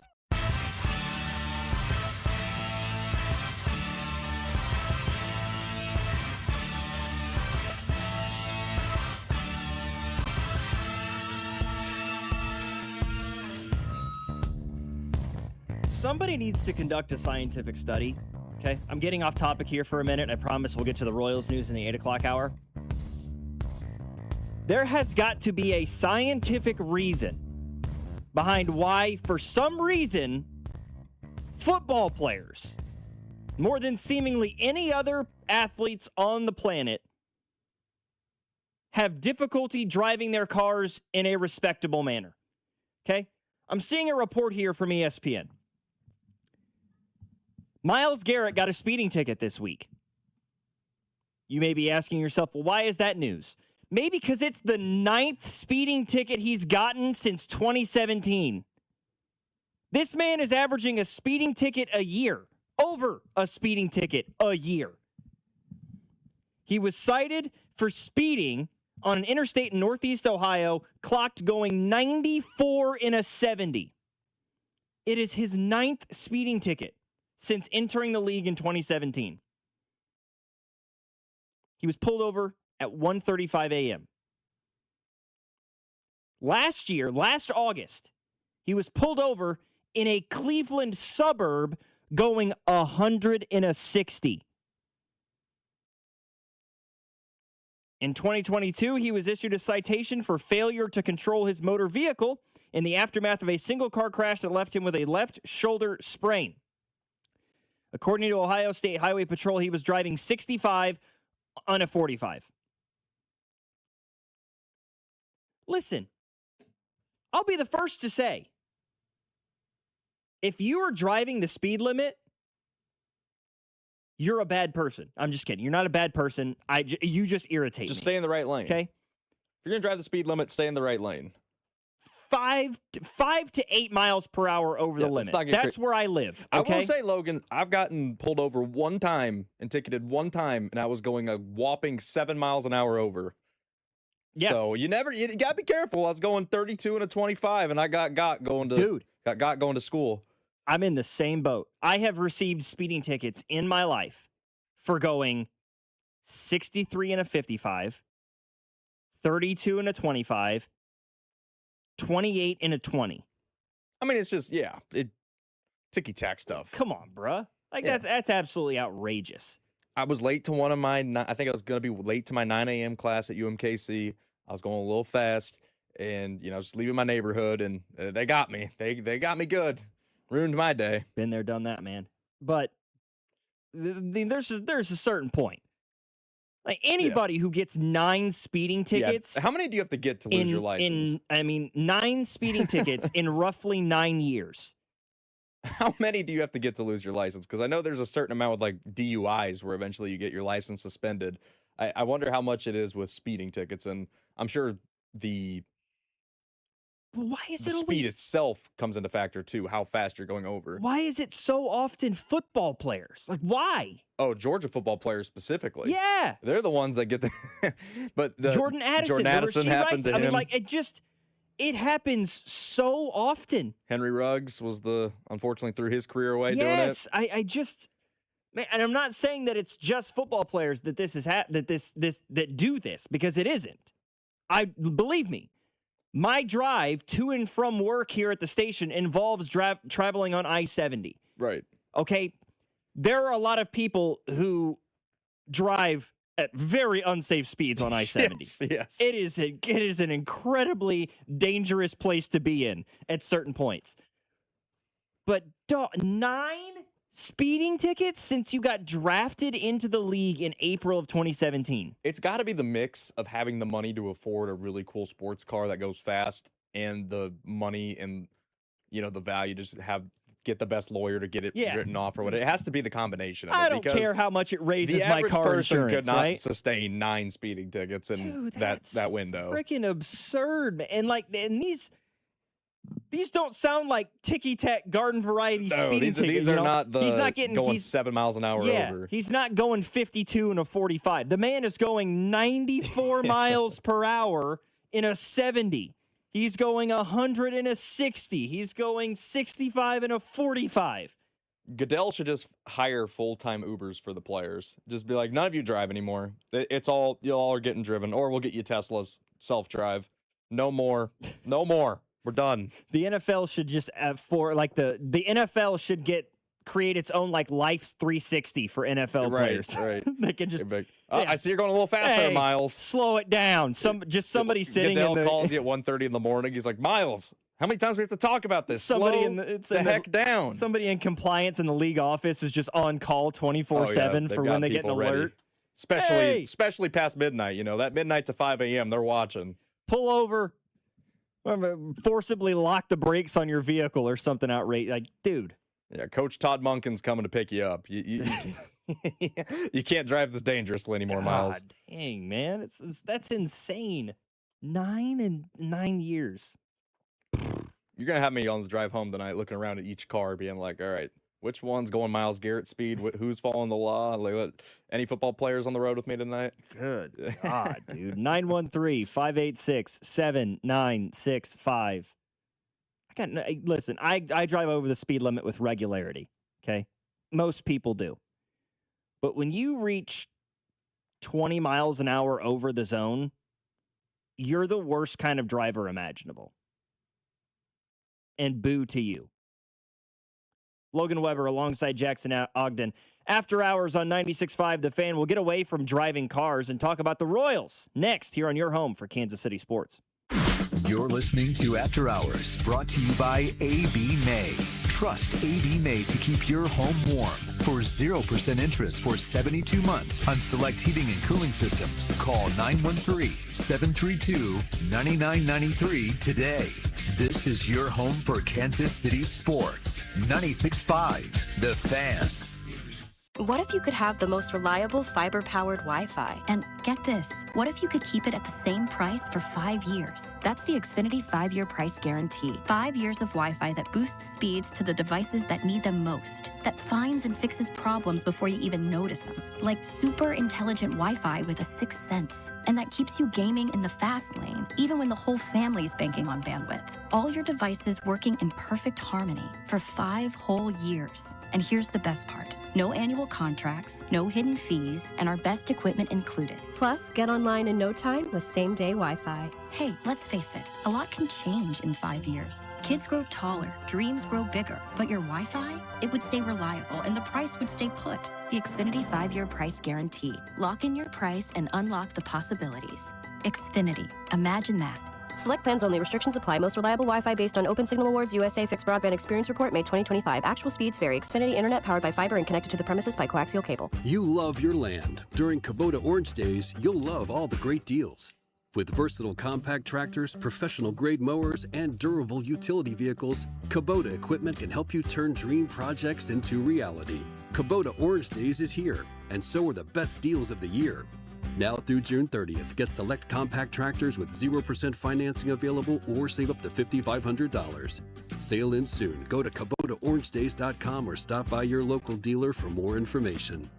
Shopping with your parents can be embarrassing. Why would they sell jeans with holes in them? I'm going to speak to the manager. Mom! That hoodie is giving. You should get it. YOLO. Thanks to the Chase mobile app, your kid can shop independently while you keep an eye on their spending. So you can go from... We can be twinsies. ...to...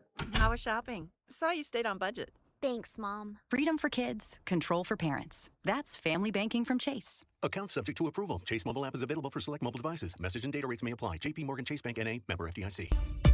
Hey, it's Rob Britton from The Drive on 96.5 The Fan, and we're excited to announce the launch of Beyond the Pitch KC, a limited podcast series documenting the run-up to the World Cup with our friends over at 98.1 KMBZ. And Rob, I'm Scott Parks from Dana Parks on KMBZ. Beyond the Pitch KC will feature the biggest names who made the World Cup in Kansas City possible, plus the biggest storylines heading into this summer's tournament. This is not a podcast about soccer. Don't get us wrong.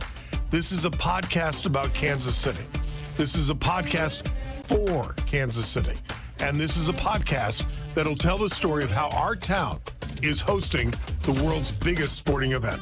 New episodes will be released every Wednesday starting on March 4th, as well as video clips that can be seen on 96.5 The Fan and KMBZ's social channels. Subscribe and download to Beyond the Pitch KC, a limited podcast series with myself and Rob Bretton on the Odyssey app or wherever you get your podcasts. Men, it's the new year, and for many of us, it's a time of deciding to make positive changes in our lives. This is Jeff for Heartland Men's Health, and if you're suffering with erectile dysfunction and are tired of the frustration and embarrassment ED causes, you should call Heartland Men's Health today, because there probably isn't a better resolution you can make than to be done with ED. You see, ED doesn't just affect you, it can also affect your partner, even if they don't talk about it. But here's some great news. If you're like most guys, the treatments at Heartland Men's Health will give you back your sex life, because our protocols have success rates that work in well over 90% of cases. Seriously, you might even find you're performing like you haven't in years. So, make an appointment and get ED out of your life. Your initial visit is only $99 and includes blood work, a medical consult, and if medically advised, a test dose. And if that test dose doesn't work in the office, your visit is free. Call 844-447-6600 or go to heartlandmenshealth.com. That's heartlandmenshealth.com. We have 3 offices: Overland Park, Independence, and North Kansas City. This is your home for Kansas City sports. 96.5 The Fan, KFNC FM and AM, HD1 and HD2 Kansas City, an Odyssey sports station.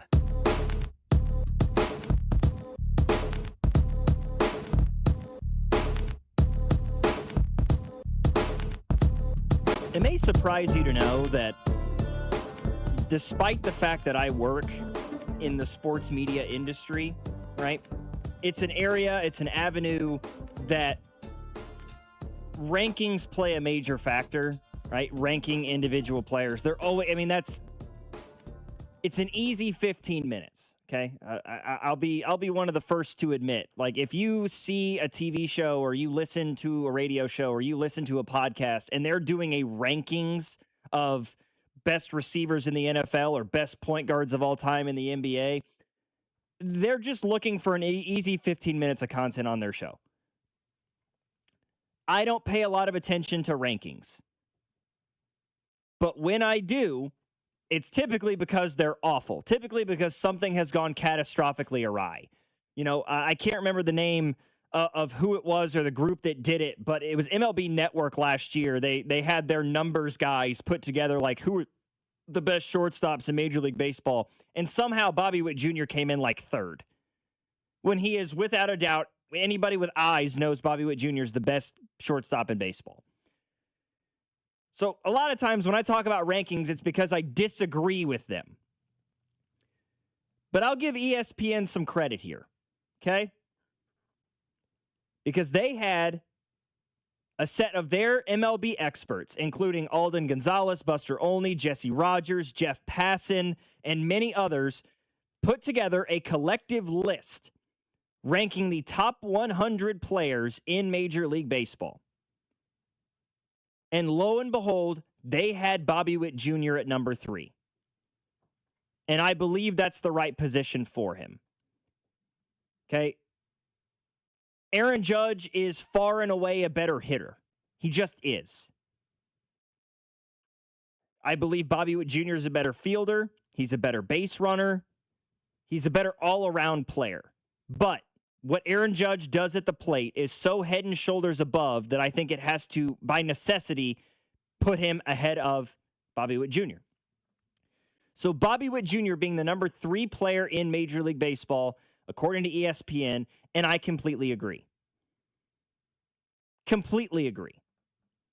Judge at 2, and then, of course, the best player in baseball. I have said before, by the time it's all said and done, Shohei Ohtani could be the best player ever.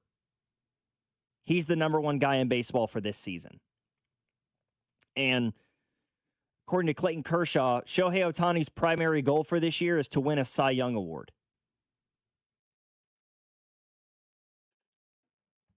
Dude, if he puts a Cy Young on the mantle, do you know how unfathomable that is? That a guy who's twice led the league in home runs, has won 4 MVPs, would just have a Cy Young too. 4 Silver Slug. I mean, it'd be the most outrageous career accolades line of all time. I mention this because there's an aspect of this story on ESPN that piqued my interest more than just putting Bobby Witt Jr. as the 3rd best player in baseball, which is the right call. According to Bradford Doolittle, MLB expert working for ESPN. He puts a season prediction on this where he says he's predicting Bobby Witt Jr. with a 40-40 season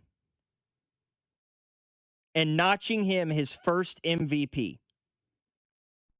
He says a 40-40 season supported by elite defense, a WAR that would be in the 9 to 10 range, will land him his first MVP.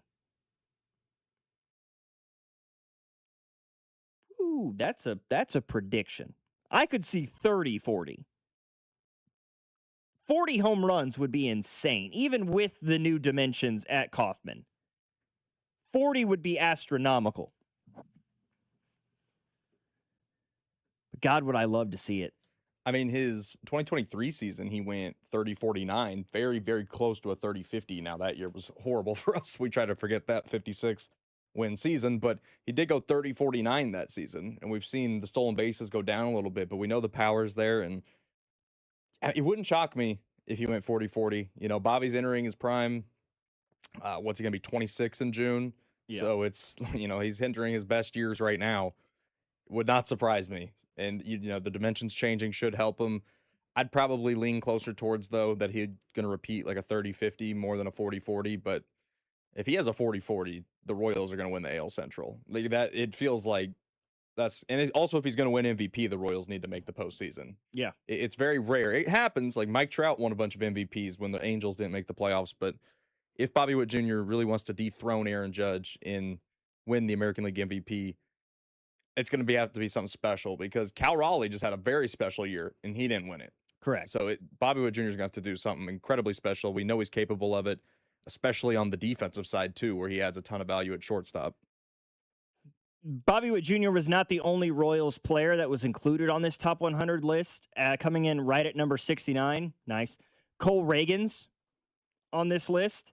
Doolittle also made a season prediction for Reagans that he could have a 200-inning, 200-strikeout season and put himself back in the top 5 of the AL Cy Young balloting, and he'll be a lot higher on this list come next year. Would love that. I would love that. He's got to remain healthy. I was going to say, I don't think the 200 strikeouts is out of the question. It's, can he get to 200 innings? That's the thing that scares you.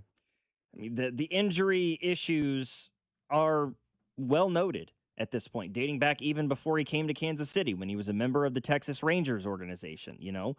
I mean, the one healthy year that he had with this Royals team, he managed 223 strikeouts and 186 and a third innings.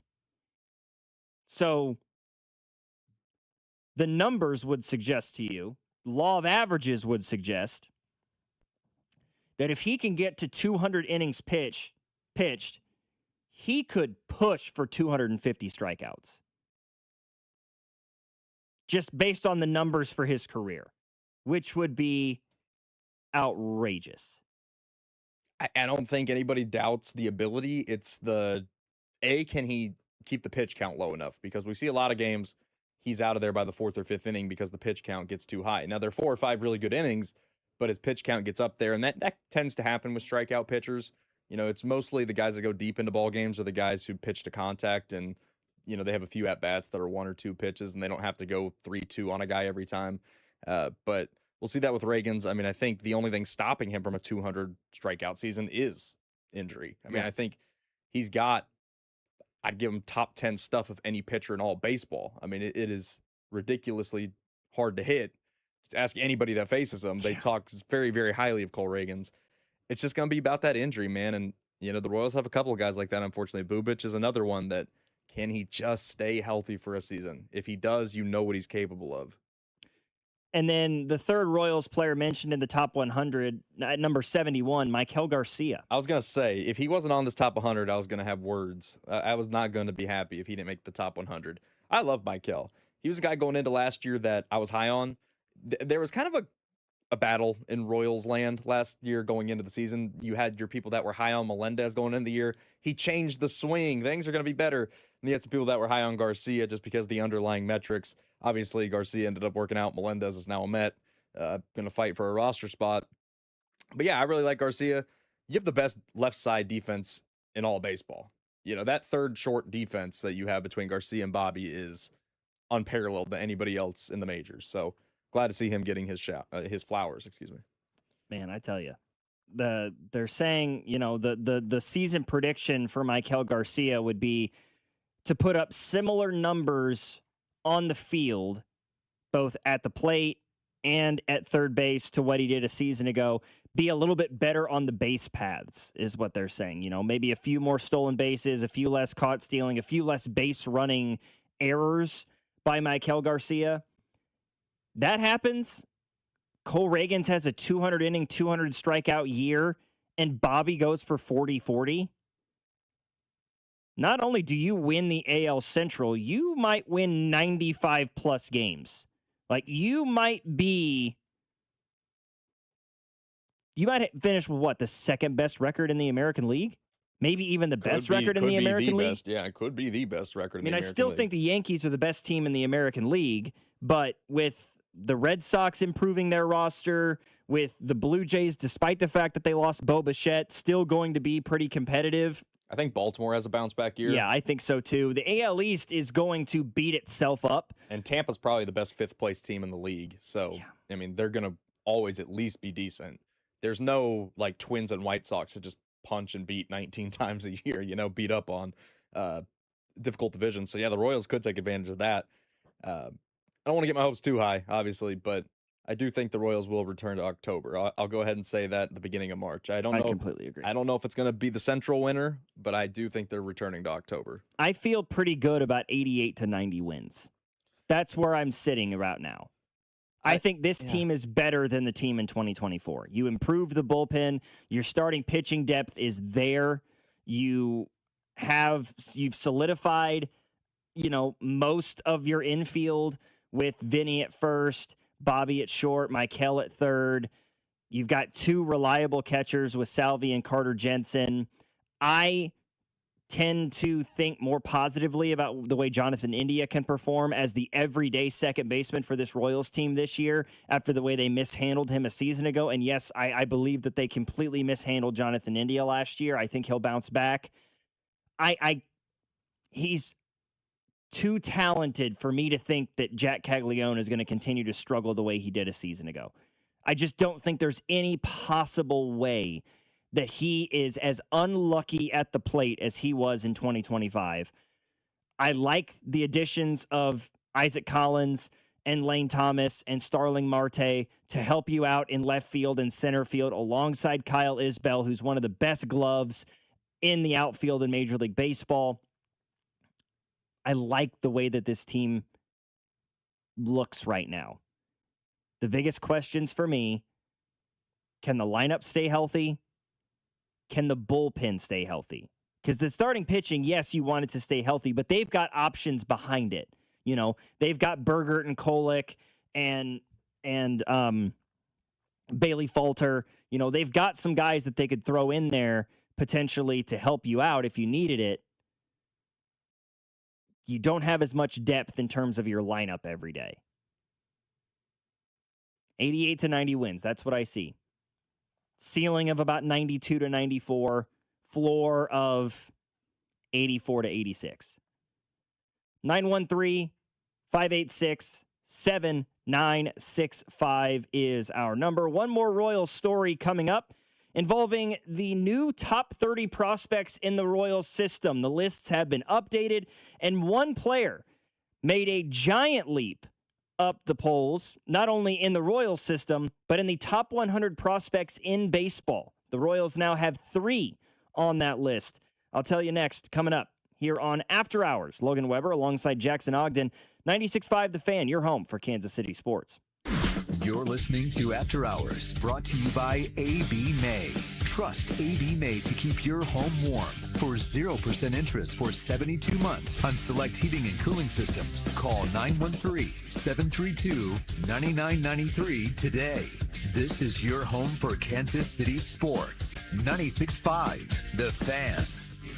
Legendary doesn't happen by chance. It happens because it's what BetMGM does. Sign up for BetMGM using bonus code DUSTY and receive up to $1,500 back in bonus bets if you don't win your first bet. Get into hockey, basketball, and more of your favorite sports with same-game parlays. That's what I do. I love it a lot. Live betting and more. Earn BetMGM reward points on every single bet. Take advantage of offers found nowhere else, and keep an eye out for your rewards dropping in your account throughout the year. So again, sign up with bonus code DUSTY and receive up to $1,500 back in bonus bets if you don't win your first bet.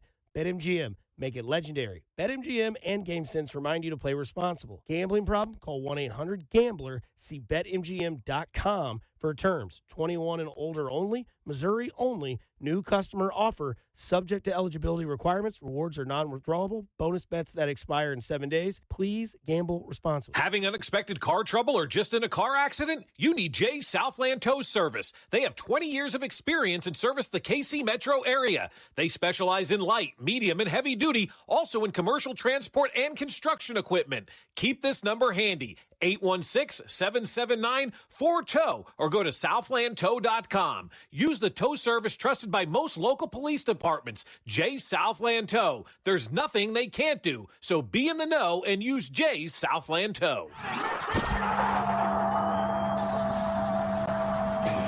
Hey guys, it's Rob Brennan from The Drive on 96.5 The Fan, and we're excited to announce the launch of Beyond the Pitch KC, a limited podcast series documenting the run-up to the upcoming World Cup with our friends over at 98.1 KMBZ. And I'm Scott Parks from Dana and Parks on KMBZ. Beyond the Pitch, KC features the biggest names who helped make the World Cup in Kansas City possible. And there was a lot of work, plus the major storylines heading into this summer's tournament. This is so much more. This isn't just a podcast about soccer. No, you're right, Rob. It's a podcast about Kansas City, for Kansas City, telling the story of how our town is hosting the world's biggest sporting event. New episodes drop every Wednesday starting on March 4th, along with video clips that can be seen on 96.5 The Fan and KMBZ social channels. So make sure you subscribe. Download Beyond the Pitch KC with Rob Brennan and myself, Scott Parks, on the Odyssey app or wherever you get your podcasts. I wish I'd gotten treated for my erectile dysfunction sooner.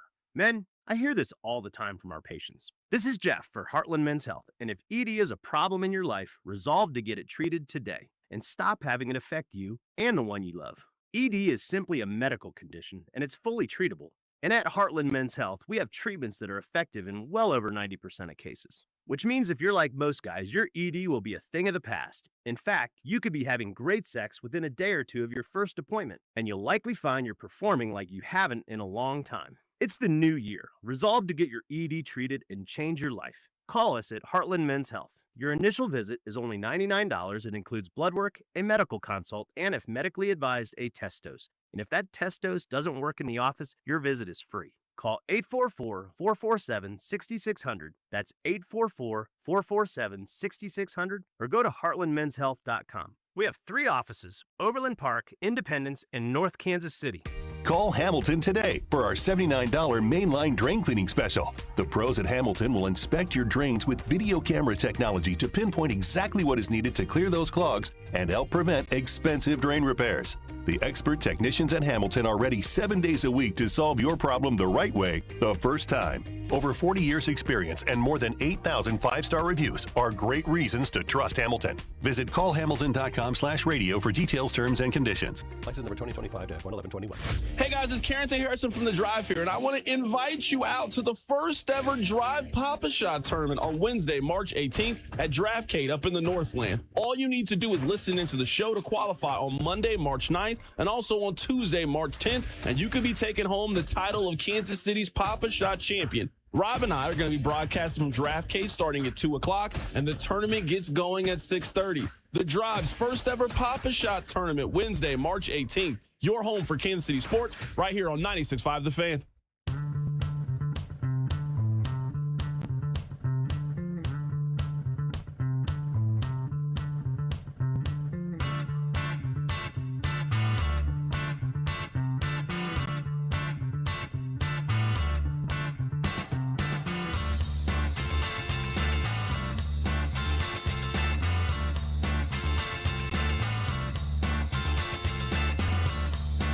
MLB.com recently updated their prospect rankings, the top 30 prospects in the Royals system and the top 100 prospects in all of baseball. I did misspeak during the tease. The Royals only have 2 players in the top 100, but they did have 1 player make a massive jump in their top 30 rankings. Kendry Chiriot is now the number 3 prospect in the Royals system. The 18-year-old right-handed pitcher made a huge jump in this team's individual prospect rankings out of Venezuela. He was signed by the team, in January of last year. So he's been with the organization for just over a year. In 3 separate spots last year, he was in the Dominican Rookie League and then the Arizona Rookie League, the ACL Royals, and then he was with the High A team in Colorado. And overall went 2-3 with a 3.51 ERA across 51 1/3 innings. He's got outstanding control. He only registered 5 walks. And many say that he is well ahead of where most would anticipate a 17-year-old being. I mean, the fact that he got to High A baseball at age 17 is pretty indicative of that in the first place. Got pretty good measurables. You know, he's 6 foot, 160 pounds, so he needs to put on a little bit more weight, certainly, but a fastball that sits between 94 and 97. He's got an upper 70s curveball, a changeup that hovers around 86, 3 above average plus pitches that should help him along the way. The number 4 prospect in the Royals system now is David Shields, the 19-year-old left-hander that the Royals selected in the 2nd round back in 2024. Sean Gamble is the number 5 prospect. He was the Royals' first-round pick this past year in 2025. Josh Hammond is the number 6 prospect. Number 2 is Blake Mitchell. That shouldn't surprise anybody. And number 1, top prospect in the Royals system right now, he won't be on the prospect list for very long if he's on the Royals roster, is Carter Jensen. Mitchell is right now considered the number 75 prospect in all of baseball. Meanwhile, Carter Jensen is the number 18 prospect in Major League Baseball. When you look at some of the names that are ahead of him right now, he's in a really good spot.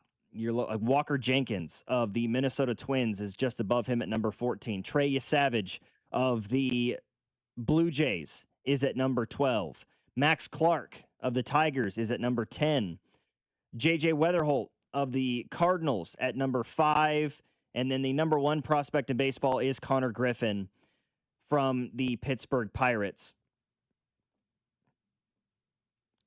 I don't think Carter Jensen will be on the top 100 prospect list for very long. He's gonna get himself out of that situation pretty fast, I have to say. You know, this is something I saw it on social media earlier, and I was sort of kicking it around about whether or not I even wanted to bring this up because I don't really buy it. Got a tweet from an Evan Sidri. He is, according to his Twitter bio, an NFL and NBA reporter. He is a sponsor through Kalshi Sports betting site, saying the Chiefs will soon restructure Chris Jones' contract, creating an additional $22.5 million in cap space. Kansas City will possess close to $50 million in flexibility heading into free agency, aiming to reload for another title run. I don't think I buy that. I don't know. It has to come from somebody a little bit more reputable than this Evan Sidri that I've never heard of. And I always take with a grain of salt, like when I see... If I see Kalshi or Polymarket, you're not... Frankly, I see when I see stuff from Underdog, I'm it's like, okay. Is that real? I think the first place I saw, you bringing up Underdog, first place I saw after Denver beat the Bills that Bo Nix broke his ankle was Underdog, and I was like, this can't be real. Like, this is a complete troll tweet, or they got hacked. And I was like, oh, okay, Underdog actually got something right. Maybe I'll listen to them from now on. But Kalshi and Polymarket, man, take everything you see there. I'm a reporter for Kalshi. Take it with a grain of salt. This is not Adam Schefter. This is not even a local beat writer for the Chiefs. So, you know, could Chris Jones restructure that deal? We talked about this earlier in the show today. Yeah, there could be a restructuring that's happening. would I take this and say, oh, yeah, 100% a restructuring is already in the works, it's already done? No. I don't think so. I think it's much more likely that you see a restructure for Creed Humphrey or Trey Smith or both of those guys rather than Chris Jones. That's just my opinion on it. Because, again, I'm fearful of that out that he has in his contract following this upcoming season, that if you were to try to restructure and get into some negotiations there, the asking price would probably be to get rid of that out and try to guarantee that money that he's got coming up in those final 2 years of his deal, which makes me incredibly nervous because of the dip in production that we've seen from him the last couple of years since he signed that massive extension back a couple of seasons ago. 913-586-7965 is our number. How about some college basketball? Because, folks, it was a rough day if you're a team with NCAA tournament hopes in the greater Kansas City metro area. But for the one team that stands no chance of making the tournament, you had a good night. So let's discuss that next. After Hours, Logan Weber here with you alongside my producer tonight, Jackson Ogden. You're listening to 96.5, The Fan. You're listening to After Hours, brought to you by AB May. Trust AB May to keep your home warm. For 0% interest for 72 months on select heating and cooling systems, call 913-732-9993 today. This is your home for Kansas City sports. 96.5, The Fan. Wouldn't you like to take a vacation from your bills? Well, you can. With credit card balances at an all-time high and Golden Oak's 4.5% rate, you could be saving thousands of dollars after a simple phone call. Call today and get your cash in as little as 14 days and make no payments for 2 months. Call 913-890-GOLD. Golden Oak Landing, cured my blues. 5.442 APR, FHA 15-year, 20% equity, qualified credit, additional terms apply. NMLS 114937. Now's the time to complete that painting project you've been putting off. CertaPro Painters provides a free estimate quickly and at the right price. Whether it's interior or exterior, you'll never have to wonder what's next. They provide reliable updates because they know how important your home is to you. Ask about their spring sales event for 10% off qualifying projects through May 15th. Remember, each CertaPro Painters business is independently owned and operated right here in Kansas City. Schedule your free estimate online at CertaPro.com. That's Certa with a C. Men, the new year is here, and if you're like many of us, you're ready to improve your health. But if you're feeling low energy, not sleeping well, or not seeing results in the gym, keeping that resolution can be tough. This is Jeff for Heartland Men's Health, and if those symptoms sound familiar, we can likely help. They often point to low testosterone, and treating low T is what we do. But this year, we're also helping men go further with 4 targeted body composition plans featuring growth hormone peptides, NAD+, GLP-1s, PDA, and more. Designed to boost energy, support metabolism, enhance recovery, and accelerate fat loss. With our low T treatments combined with our body composition programs, most men notice real improvements. More energy, better focus, improved sleep, stronger workouts, and often a renewed sex drive as well. So call us. Your initial visit is just $99 and includes blood work and a medical consult. And if you start on treatment the same day, your visit is free. Call 844-447-6600 or visit heartlandmenshealth.com. Future therapies are compounded and have not been evaluated nor approved by the FDA. Provider prescription required. See website for details. Hey, it's Rob Britton from The Drive on 96.5 The Fan, and we're excited to announce the launch of Beyond the Pitch KC, a limited podcast series documenting the run-up to the World Cup with our friends over at 98.1 KMBZ. And Rob, I'm Scott Parks from Dana and Parks on KMBZ. Beyond the Pitch KC will feature the biggest names who made the World Cup in Kansas City possible. Plus, the biggest storylines heading into this summer's tournament. This is not a podcast about soccer. Don't get us wrong. This is a podcast about Kansas City. This is a podcast for Kansas City.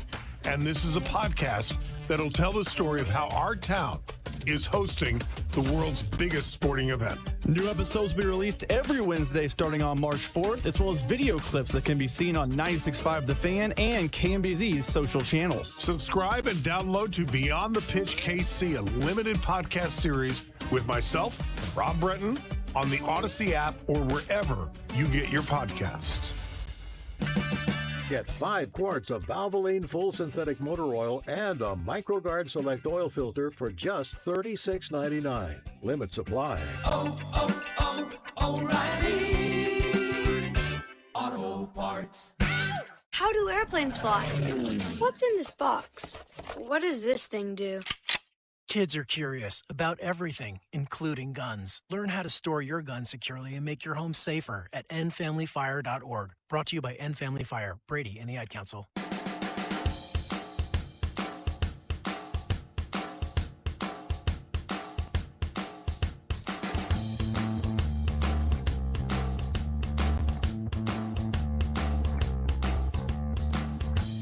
Well, if you're a K-State basketball fan, you had a good night last night. If you're a KU or a Mizzou fan, you did not. I could pretty much just end my college basketball conversation there, but it's my favorite sport, so I won't. K-State with a big win at home yesterday against West Virginia, 65-63. A rare, solid defensive performance from the K-State Wildcats last night. In fairness, West Virginia did miss several open looks in this game and shot an abysmal 56% at the free throw line. But a win's a win. You know, no Haggerty last night. Didn't seem to matter for K-State. Kamari McGriff finished with 18. Nate Johnson had 16. Most of that came at the free throw line for Nate Johnson. He had 7 of 10 from the stripe. McGriff himself was 6 of 8. But more importantly, West Virginia didn't shoot the ball well. K-State did a great job defensively. Mountaineers 39% from the floor, 26% from deep. Just the third Big 12 win of the year for K-State, with one game remaining on the schedule where they will be battling KU to close out the regular season. And unfortunately for K-State, it is going to be a pissed off KU team in front of a pissed off crowd at Allen Fieldhouse. They're going to be fired up for this game after KU drops an, in my opinion, inexcusable game on the road at Arizona State yesterday, due mostly to a horrific first half. And I'm not going to sugarcoat it, a horrific performance from the entire team.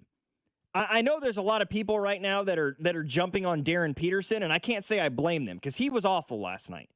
3 for 18. That's terrible. You know the people that have been comparing him to Kobe? That was a Kobe. Like, I'm just going to shoot it no matter how bad I'm shooting it. Yeah. And low-key, you want your stars to do that. You don't want them to not shoot the ball just because they start slow. Right. There's an old adage my dad used to use. It's still one of my favorites. He said, if you're on, shoot. If you're off, shoot until you're on. You know, Darren Peterson kind of did that last night, except he never got on. One of my favorites is the Dion Waiters quote, where he says, like, I'd rather go 0 for 30 than 0 for 9, because at least that means I didn't lose my confidence if I went 0 for 30. It's just, I'm not sure coaches would agree with that, but you get the sentiment. No, and I'm sorry. If you go 0 for 30, you're going to lose your confidence and potentially never get it back. Like, it might just be gone forever at that point. And a la, Dion Waiters didn't last in the league too tremendously long after being a lottery pick. But he wasn't the only one, right? Darren Peterson was bad last night. 3 for 18, inexcusable performance from him. He tried to impact the game in other ways, though. He had 10 rebounds. He managed 4 assists. He had 5 steals in the game. He knew his shooting was off, so he tried to impact in other ways. Just wasn't enough. You pair that, though, him being 3 for 18, with Trey White going 6 of 17 from the floor. Melvin Council goes 3 for 11 in one of his crazy bad nights to go along with the crazy good nights that he puts together. There's no in between for him. Bryson Tiller was 1 for 5. And then Flory Badunga goes 6 of 14, 14 points, 13 rebounds. He was KU's best player last night. Without question. He's been their best player multiple times this season. Agreed. Flory has really developed this year. Absolutely agree. And when you look at KU's leading shooter last night from a field goal percentage standpoint was Cole Rosario. He was 1 for 2. Only player on the team that shot over 50% from the field on 2 attempts. Everybody else below that 50% threshold. And what a disappointing road trip for Kansas, because they come off of a huge win against Houston at home. Like, the vibes are great. Darren Peterson playing again. He's not subbing out. It's been multiple games in a row where he's played significant minutes. And then you go down and you have a huge matchup with Arizona. The Big 12 hopes are not dead yet. You can still win the Big 12 going into that game, and it's like 23-7 out of nowhere. And you get crushed. And then, okay, now we can't win the Big 12 anymore.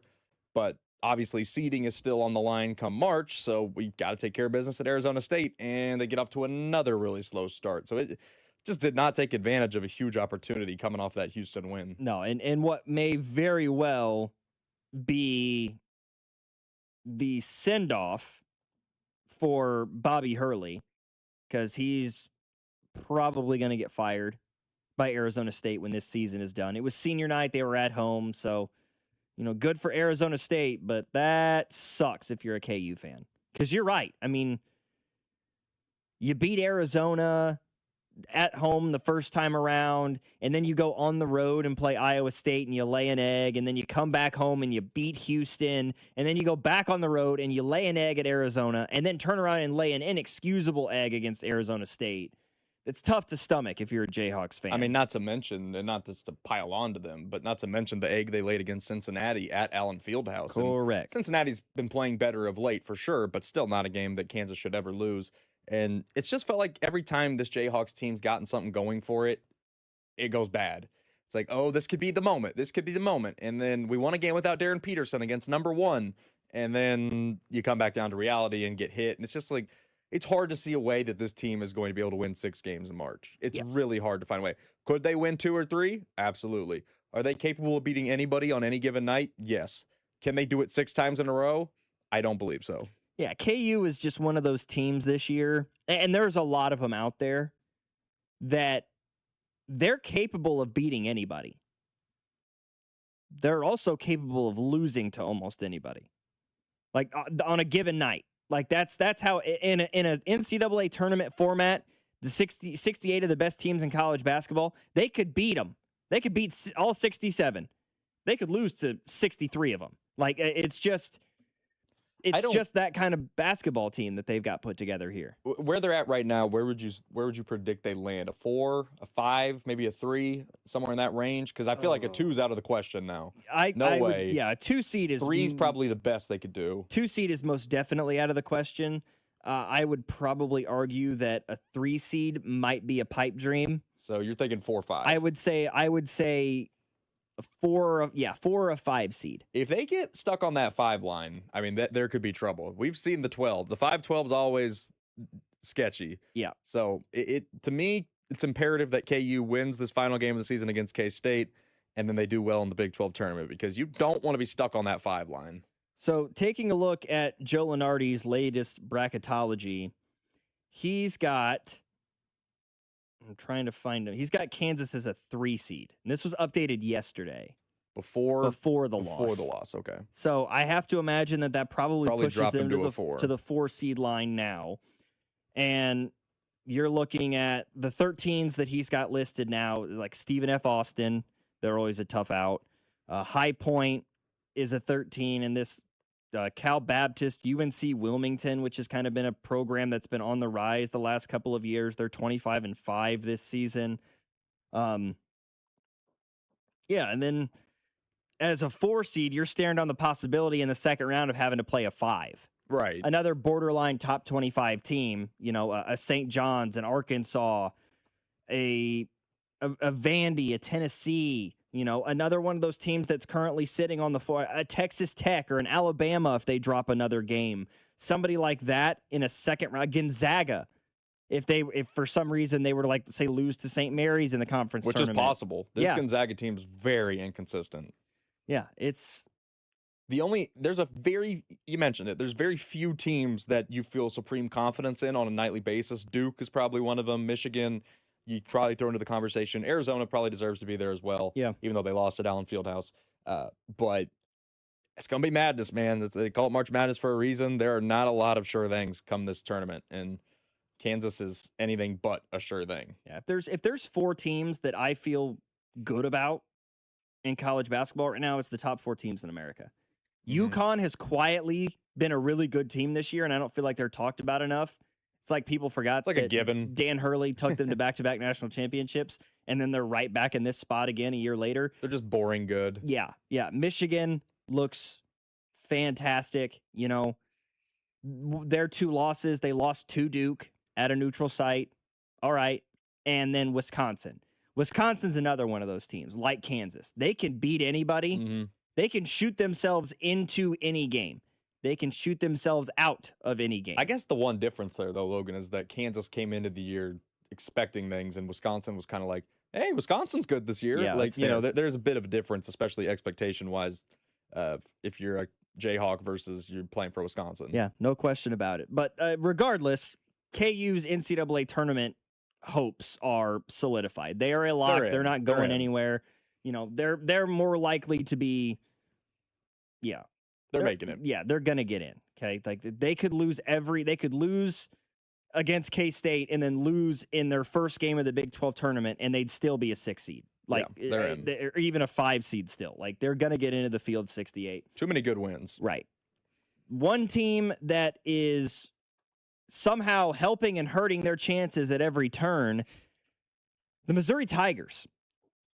After a couple of huge wins last week, beating Tennessee at home and then going on the road and dismantling Mississippi State over the weekend, how do they respond? By going on the road last night and getting blown out by Oklahoma. And before you say, well, they only lost by 16, I don't care what the box score tells me. I saw it on the court. They got blown out. It was a bad showing. There's just no other way to put it. It was Oklahoma's senior night. They came out and just gave it to Missouri. There's no other way to put it. I'm going to sit up here, and we've had many shows this season, and I've said all year, I think Missouri's tournament chances will come down to the SEC tournament. I think they might have gotten past that. I think Missouri's in. Now, if they lose on Saturday to Arkansas and then they lose in the first round of the SEC tournament, it might be the last 4 in. It might be you got to play your way in. But I believe it's a very shaky bubble this year. It's not like there's a ton, like Auburn is on the bubble and they're 16-14. You know, I don't know how that's possible. But Missouri, 20-win SEC team, they have so many good wins. Like just beating Florida, beating Kentucky, beating Tennessee, beating Vanderbilt. They have a lot of quality wins that I think will probably get them in.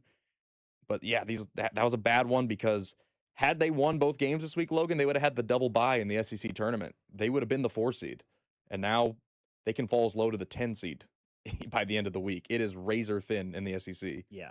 And I mean, some of the stats from last night are jarring.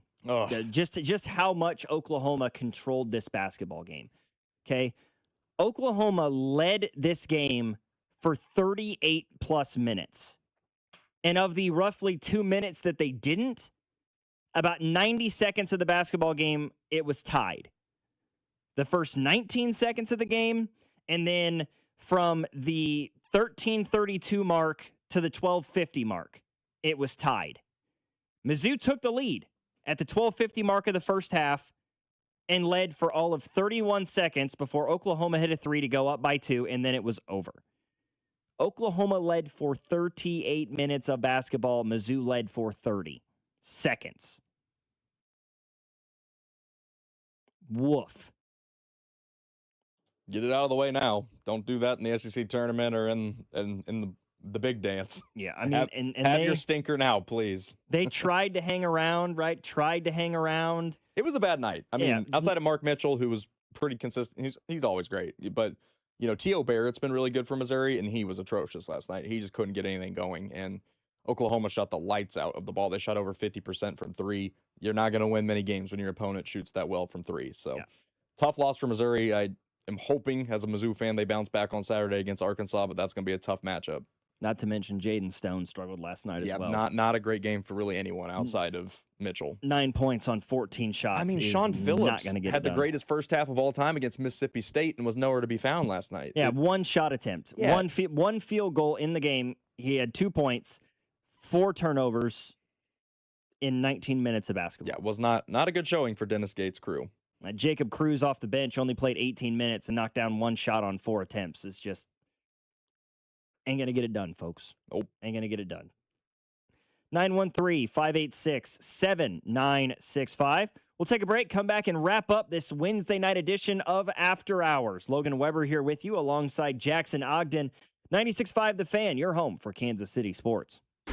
You're listening to After Hours, brought to you by AB May. Trust AB May to keep your home warm. For 0% interest for 72 months on select heating and cooling systems, call 913-732-9993 today. This is your home for Kansas City sports. 96.5 The Fan.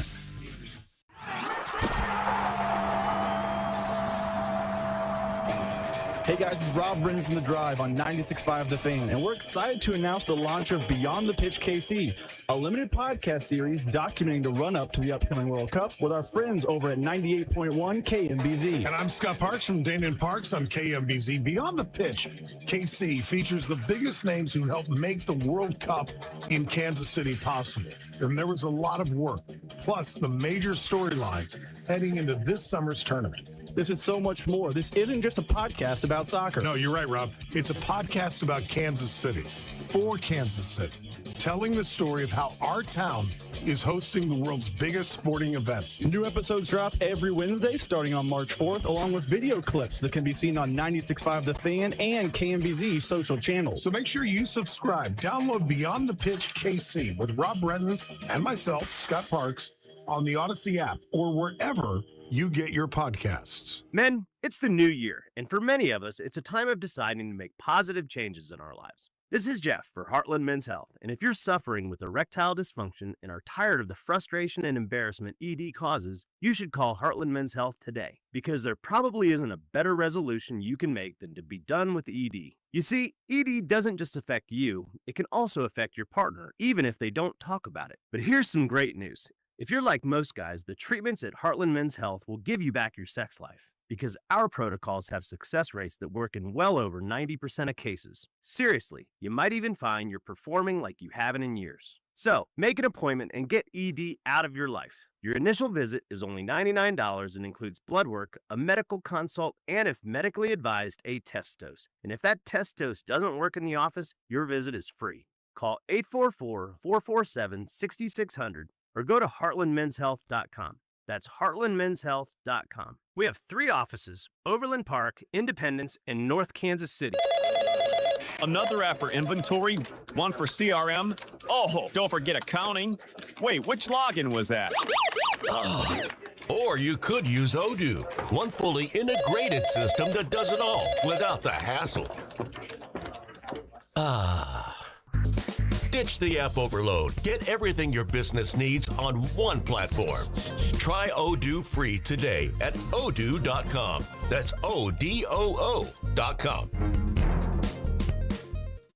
It's your captain speaking. To the passenger with the Mirror Fast soft shoes, smart move. No way am I letting travel constipation ruin this trip. Can't blame you. Mirror Fast works fast, but without the harsh side effects. Since I'm such a smart traveler, can I move to first class? No. Close the curtain, Carol. From the makers of Miralax, new MiraFast soft chews work naturally with your body in as little as 30 minutes to give you a comfortable go on the go. Find MiraFast today at your local retailer. Use as directed for occasional constipation. Contains magnesium hydroxide. You're listening to 96.5 The Fan from the DM Injury Law Studios. Mike's got this. Car, truck, or motorcycle wreck? Remember, Mike's got this. 816-888-7500. Mike's got this.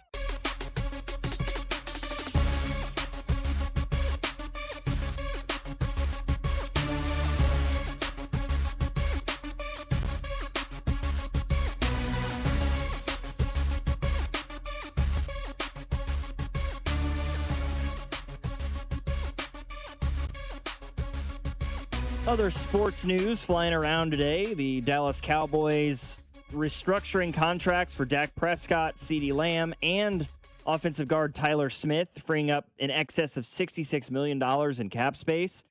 The Los Angeles Chargers cut Mekhi Becton. That was kind of a move that many people expected after an injury-riddled and troublesome first year with the team. The New England Patriots released Stephon Diggs. And, you know, I'm seeing people that are like, oh, I wonder if it's got anything to do with the allegations and the ongoing legal problem. I can't say that it has nothing to do with that, but I have to imagine it has very little to do with that and more to do with the fact that he was due a massive jump in salary next year, and it made sense monetarily to cut ties with him after a year to save themselves a lot more money in the long run. The NCAA tournament is officially going to be requiring player availability now. Most of the major conferences in college basketball are doing that nowadays, where either the night before or the morning of a game, teams, players, or coaches, institutions are required to release the injury report and the availability report for their teams. The NCAA tournament is now going to be requiring that as well. So at by 9 p.m. on the night before a game, a team will have to disclose who's healthy, who's not, who's playing, who's not playing prior to an NCAA tournament game. A big story today, longtime college football coach Lou Holtz has passed away at the age of 89. Coach Holtz was a legend in football circles for years and years and years, most notably his time at Notre Dame.